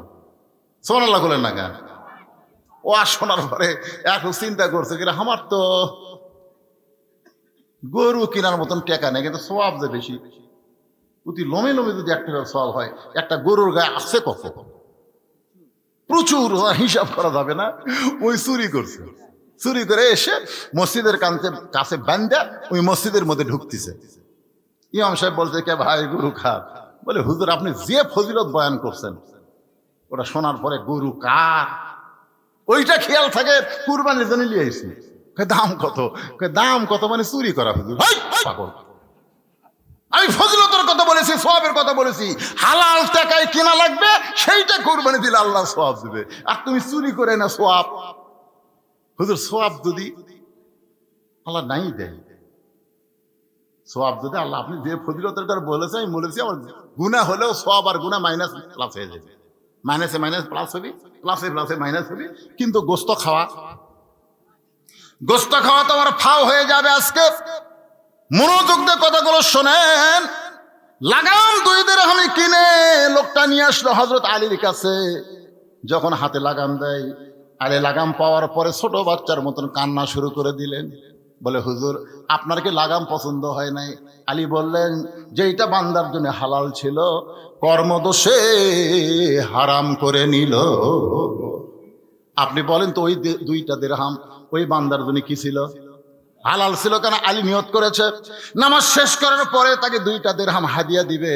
কিন্তু হাদিয়া না নিয়ে বেটা নিছেই ঠিকই, কিন্তু হালাল নেয়নি, হারাম করে নিয়েছে। জোরে কোন কথা ঠিক কি না? আপনি যতই কামাই করেন, যতই বাড়ি করেন, আপনি সবকিছু খাইতে পারবেন না। যতটুকু রিজিক আল্লাহ আপনাকে দিয়েছে এর বেশি কিন্তু আপনি নিতে পারবেন না। আজকে বাংলাদেশ থেকে lakh crore dollar, billion dollar, 95 billion dollar Bangladesh থেকে পাচার করা হয়েছে। যারা পাচার করছে, আপনারা বলেন তো, সারা জীবন যদি টাকা খায় তাও কিন্তু তারা ফুরাবার পারবে না। প্রতি সন্ধ্যায় যদি বলে আমি 1 লাখ করে টাকা খামো, কটি করে 1 লাখ করে টাকা ভিজিয়া তারপরে খামো, ওই টাকা খাইলেও সারা জীবন দৈনিক 3 লাখ করে যদি খায়, তারপরও সারা জীবন একটা ব্যাংকের যে টাকা চুরি করছে সেইটার খাইয়ে শেষ করতে পারবে না। তাহলে এত টাকা পাচার করে কি হলো? আপনাদের পাশেই হলো নাটোর জেলার সিংড়া থানা। ধরে এখন ঠিক কিনা? বাবা পলক আমাকে চাফা করে ডাক, কি সুন্দর চেহারা, ফুটফুটে, বয়স কম, অল্প বয়সে বাবা যে আমার জেলখানার মধ্যে ঢুকলো। এত টাকা কামাই করলা, তোমার বউ বিদেশের মাটিতে গিয়া এখন আবার কি করছে, যে ভিডিও ছাড়তেছে। আল্লাহর বান্দার একটু মনোযোগ দেন। আমার পাশের ভাইজান বলতেছে, কালা কুদ্দুসের কি হলো? একটা গান আমি ছোটবেলা শুনেছিলাম, যদি ফুলগুলো হয় অভিমানে ঝরে যায়, আমি মালা গেথে বলো কারে পরাবো, সে যে কেন এলো না, কিছু ভালো লাগে না, কবরে আসুক তারে আমি মজা দেখে। মজা পাচ্ছে কি পাচ্ছে না কথা বলেন? আজকে গুরুদাসপুরে কোরআনের বাগান লেগেছে, কোরআনের মাহফিল হচ্ছে। তুমি যদি দুনিয়াতে থাকতে তুমি এটা হতে দিতে না। আল্লাহ দেখতে তোমারে নিয়ে যাব, কিন্তু আমার কোরআন কেউ কোনোদিন বন্ধ করতে পারবে? ইউরিদুনা লিইউতিউ নূরাল্লাহি বিআফওয়াহিহিম ওয়াল্লাহু মুতিম্মু নূরিহি ওয়ালাউ কারিহাল কাফিরুন। আল্লাহ পাক আজকে কোরআনের বাগান এখানে কবুল করেছে। যে বৃষ্টি হয়েছিল 2 দিন আগে, জোরে কোন কথা ঠিক কিনা? চিন্তা করলাম কত বছর করতে দিল না, এবার কার দোষ দিব? আমরা গত বছর যখন মাহফিল হচ্ছিল না, তখন বলতাম যে হাসিনা বন্ধ করে দিল রে, হাসিনা বন্ধ করে দিল। এবার যদি বৃষ্টির কারণে বন্ধ হয় তাহলে দোষ কার? কথা কয় না, দোষ কার? তা আমি কইলাম, আল্লাহ গত বছর তো যাই হোক বন্ধ হচ্ছে, এবার যেন বন্ধ না হয়। আল্লাহ তাআলা সুন্দর একটা পরিবেশ দিল। সুবহানাল্লাহ কোন? আল্লাহ পাক আজকের মাহফিলকে কবুল করুক, ধরে কোন আমিন। আস্তাগফিরুল্লাহাল্লাযী লা ইলাহা ইল্লা হুয়াল হাইয়ুল কাইয়্যুম ওয়া আতুবু ইলাইহি। আপনারা অত্যন্ত ভালোবেসে আমাকে সেই অনেক আগ থেকে 2006 সাল থেকে দীর্ঘদিন আমি ওয়াজ করছি। ওয়াজ করে কি করছে আমার শাহিদ আলী ভাই জানে, আপনারা যারা দাওয়াত দিবার যান আমার ওখানে তারা জানে। আমি কিন্তু ওয়াজ করে যে কামাই করছি সমস্ত টাকা আল্লাহ রাসূলের জন্য আমি খরচ করছি। বর্তমান 235 শতক জায়গার ওপর মসজিদ, মাদ্রাসা, ইতিমখানা। এইবারে আল্লামা সাইদি হুজুরের নামে একটা কনফারেন্স সেন্টার করলাম কয়েক লক্ষ টাকা দিয়ে, আল্লামা সাইদি হুজুরের নাম, অডিটোরিয়াম, যেখানে অনেক আল্লাহর বান্দার একত্র হয়ে কোরআনের ময়দানে ইসলাম আন্দোলনের কর্মসূচি পালন করতে পারবে এবং বহু কাজ হবে সেখানে। আলহামদুলিল্লাহ, এইগুলো আমি করছি। পৃথিবীর কারো কাছ থেকে একটা টাকা দান সদকা মিলেই নেই। এই যে ওয়াজ করে যে টাকা পাই, সেই টাকা আস্তে আস্তে জমায়া জমায়া আজকে এই বিশাল পর্যায়ে আল্লাহ আমাকে পৌঁছে দিয়েছে। আল্লামা সাইদি হুজুর দুনিয়া থেকে যাওয়ার পরে মানুষ কিন্তু তার জানাজা করতে গিয়ে দেখেছে সাইদি ফাউন্ডেশন, জোরেগান কথা ঠিক কিনা, বিশাল আয় হাই রে, কি করছে লোকটা, আল্লাহর বান্দা। আমিও ঠিক সেরকম আপনাদের কাছে মাদ্রাসার জন্য আমি একটা পয়সাও কোনোদিন চাইনি, কারোর কাছে চাবো না। সেই মাদ্রাসার পক্ষ থেকে একটা বই আপনাদেরকে দেওয়া হবে মাদ্রাসার পক্ষ থেকে। বইটার নাম হলো সুন্নাতের বাগান, অত্যন্ত গুরুত্বপূর্ণ বই। কেউ যদি নিতে চান তাহলে আপনি 50 টাকা ওই মাদ্রাসার এতিমদেরকে হাদিয়া স্বরূপ দান করে এই বইটা নিয়ে যাবেন। এর একটা টাকাও কোনোদিন আমার ভিতরে ঢুকবে না, ঢুকলে হারাম হবে। সম্পূর্ণ টাকা মাদ্রাসার এতিমদের পিছনে খরচ করা হবে। কারো পকেটে যদি 50 টাকা থাকে মোনাজাতের পরে, এখানে সামান্য কয়টা বই আছে, আপনি নেবেন ইনশাআল্লাহ। দোয়া হচ্ছে আল্লাহুম্মা আমিন, আল্লাহুম্মা আনতাস সালাম ওয়া মিনকাস সালাম, তাবারাকতা ইয়া যাল জালালি ওয়াল ইকরাম। আয় আল্লাহ তাআলা, অনেক লম্বা সময় ধরে তোমার পাগল বান্দা বান্দিরা আরামের বাড়ি ঘুমকে বাদ দিয়া কোরআন হাদিসের মহব্বত করে যাইনিয়া এই জান্নাতের বাগানে বসে বসে আলোচনা শোনার শেষে আমি গুনাহগারের সঙ্গে রহমতের দরজায় ফকির হয়ে দোকানা হাত তুলেছি। আল্লাহ মেহেরবানি করে আজকের মাহফিল আমাদের সকলের হেদায়েতের জন্য, নাজাতের জন্য, জান্নাতের জন্য কবুল করো। এই মাহফিলের শুরু থেকে শেষ পর্যন্ত যত আলোচনা হয়েছে আল্লাহ, এর মধ্যে যদি ত্রুটি হয়, ভুল হয়, মাফ করে দিও। এর জাহাদিয়া মঞ্জুর করো সোনার মদিনায় নবী পাকের রওজা মোবারকে আল্লাহ কবুল করে নিও। तमाम আম্বিয়াই কেরাম, আসহাবে কেরাম, তাবিনী কেরাম, তাবিনী কেরাম, तमाम পৃথিবীর মাটির নিচে যত মুমিন মুমিনা শুয়ে আছে আল্লাহ সকলের আরওয়াহ পরে হাদিয়া কবুল করো। আল্লাহ তোমার মসজিদকে মহব্বত করে নগদে বাকিতে তোমার পাগলের এত টাকা দান করেছে, এত সুন্দর মসজিদ নির্মাণের জন্য যারা টাকা পয়সা দান করলো আল্লাহ, সবগুলো দান জান্নাতের বিনিময় হিসাবে তুমি কবুল করে নাও। যেই বাবা মাকে লক্ষ্য করে সন্তানরা দান করেছে আল্লাহ, তাদের দানের টাকার বিনিময়ে বাপ মার কবরকে জান্নাতের টুকরা বানিয়ে দাও। আল্লাহ মসজিদকে কিয়ামত পর্যন্ত কবুল করো। মসজিদের জায়গা দিয়া মসজিদে তৈরি করে অনেকে দুনিয়া থেকে চলে গেছে আল্লাহ, তোমার মসজিদ তোমার ঘর নির্মাণ হয়েছে, হয়তো জায়গা দেনেওয়ালার দুনিয়াতে নাই। আল্লাহ মসজিদের ওসিলায় তাকে জান্নাতি কবুল করে না। পর্দার অন্তরালে আমার মা বোনের আবেদা সালিহা পর্দানশী কবুল করে। মা ফাতেমার চরিত্র দান করে দাও। আমি অসুস্থ, আমার মতো অসুস্থ হয়ে যারা হাত তুলেছে আল্লাহ সুস্থতার নিয়ামত দান করো। মসজিদ কমিটির সভাপতি, সহসভাপতি, সেক্রেটারি, কেশিয়ার, মুসল্লি, ইমাম, মুয়াজ্জিন সকলকে আল্লাহ তুমি কবুল করো। আজকের মাহফিলের সভাপতি, সহসভাপতি, প্রধান অতিথি, বিশেষ অতিথি বিন্দুদের আল্লাহ তুমি কবুল করো। আমরা যারা হাত তুলেছি সকলেই জবান খুলে বলি রব্বিরহামহুমা কামা রব্বায়ানি সগীরা। আল্লাহ আমাদের কলিজার টুকরা জনম দুঃখনী মা বাবা যাদের কবরে চলে গেছে আল্লাহ মেহেরবানি করে মা বাবার কবরকে জান্নাতের টুকরা কবুল করে না। একটা মিনিট একটু চিন্তা করেন তো সবাই, একটু চিন্তা করেন বাজান, যেই দুইটা হাত আল্লাহর দরবারে তুলেছেন, এই দুই হাতে কত কবরে আপনি মাটি দিয়েছেন, একটু চিন্তা করেন। এই দুই হাতে কত লাশ কবরের ঘরে নামাইস, এই দুই হাত দিয়া কত কবরে মাটি দিয়েছি। একদিন আমরা সবাই মরে যাব,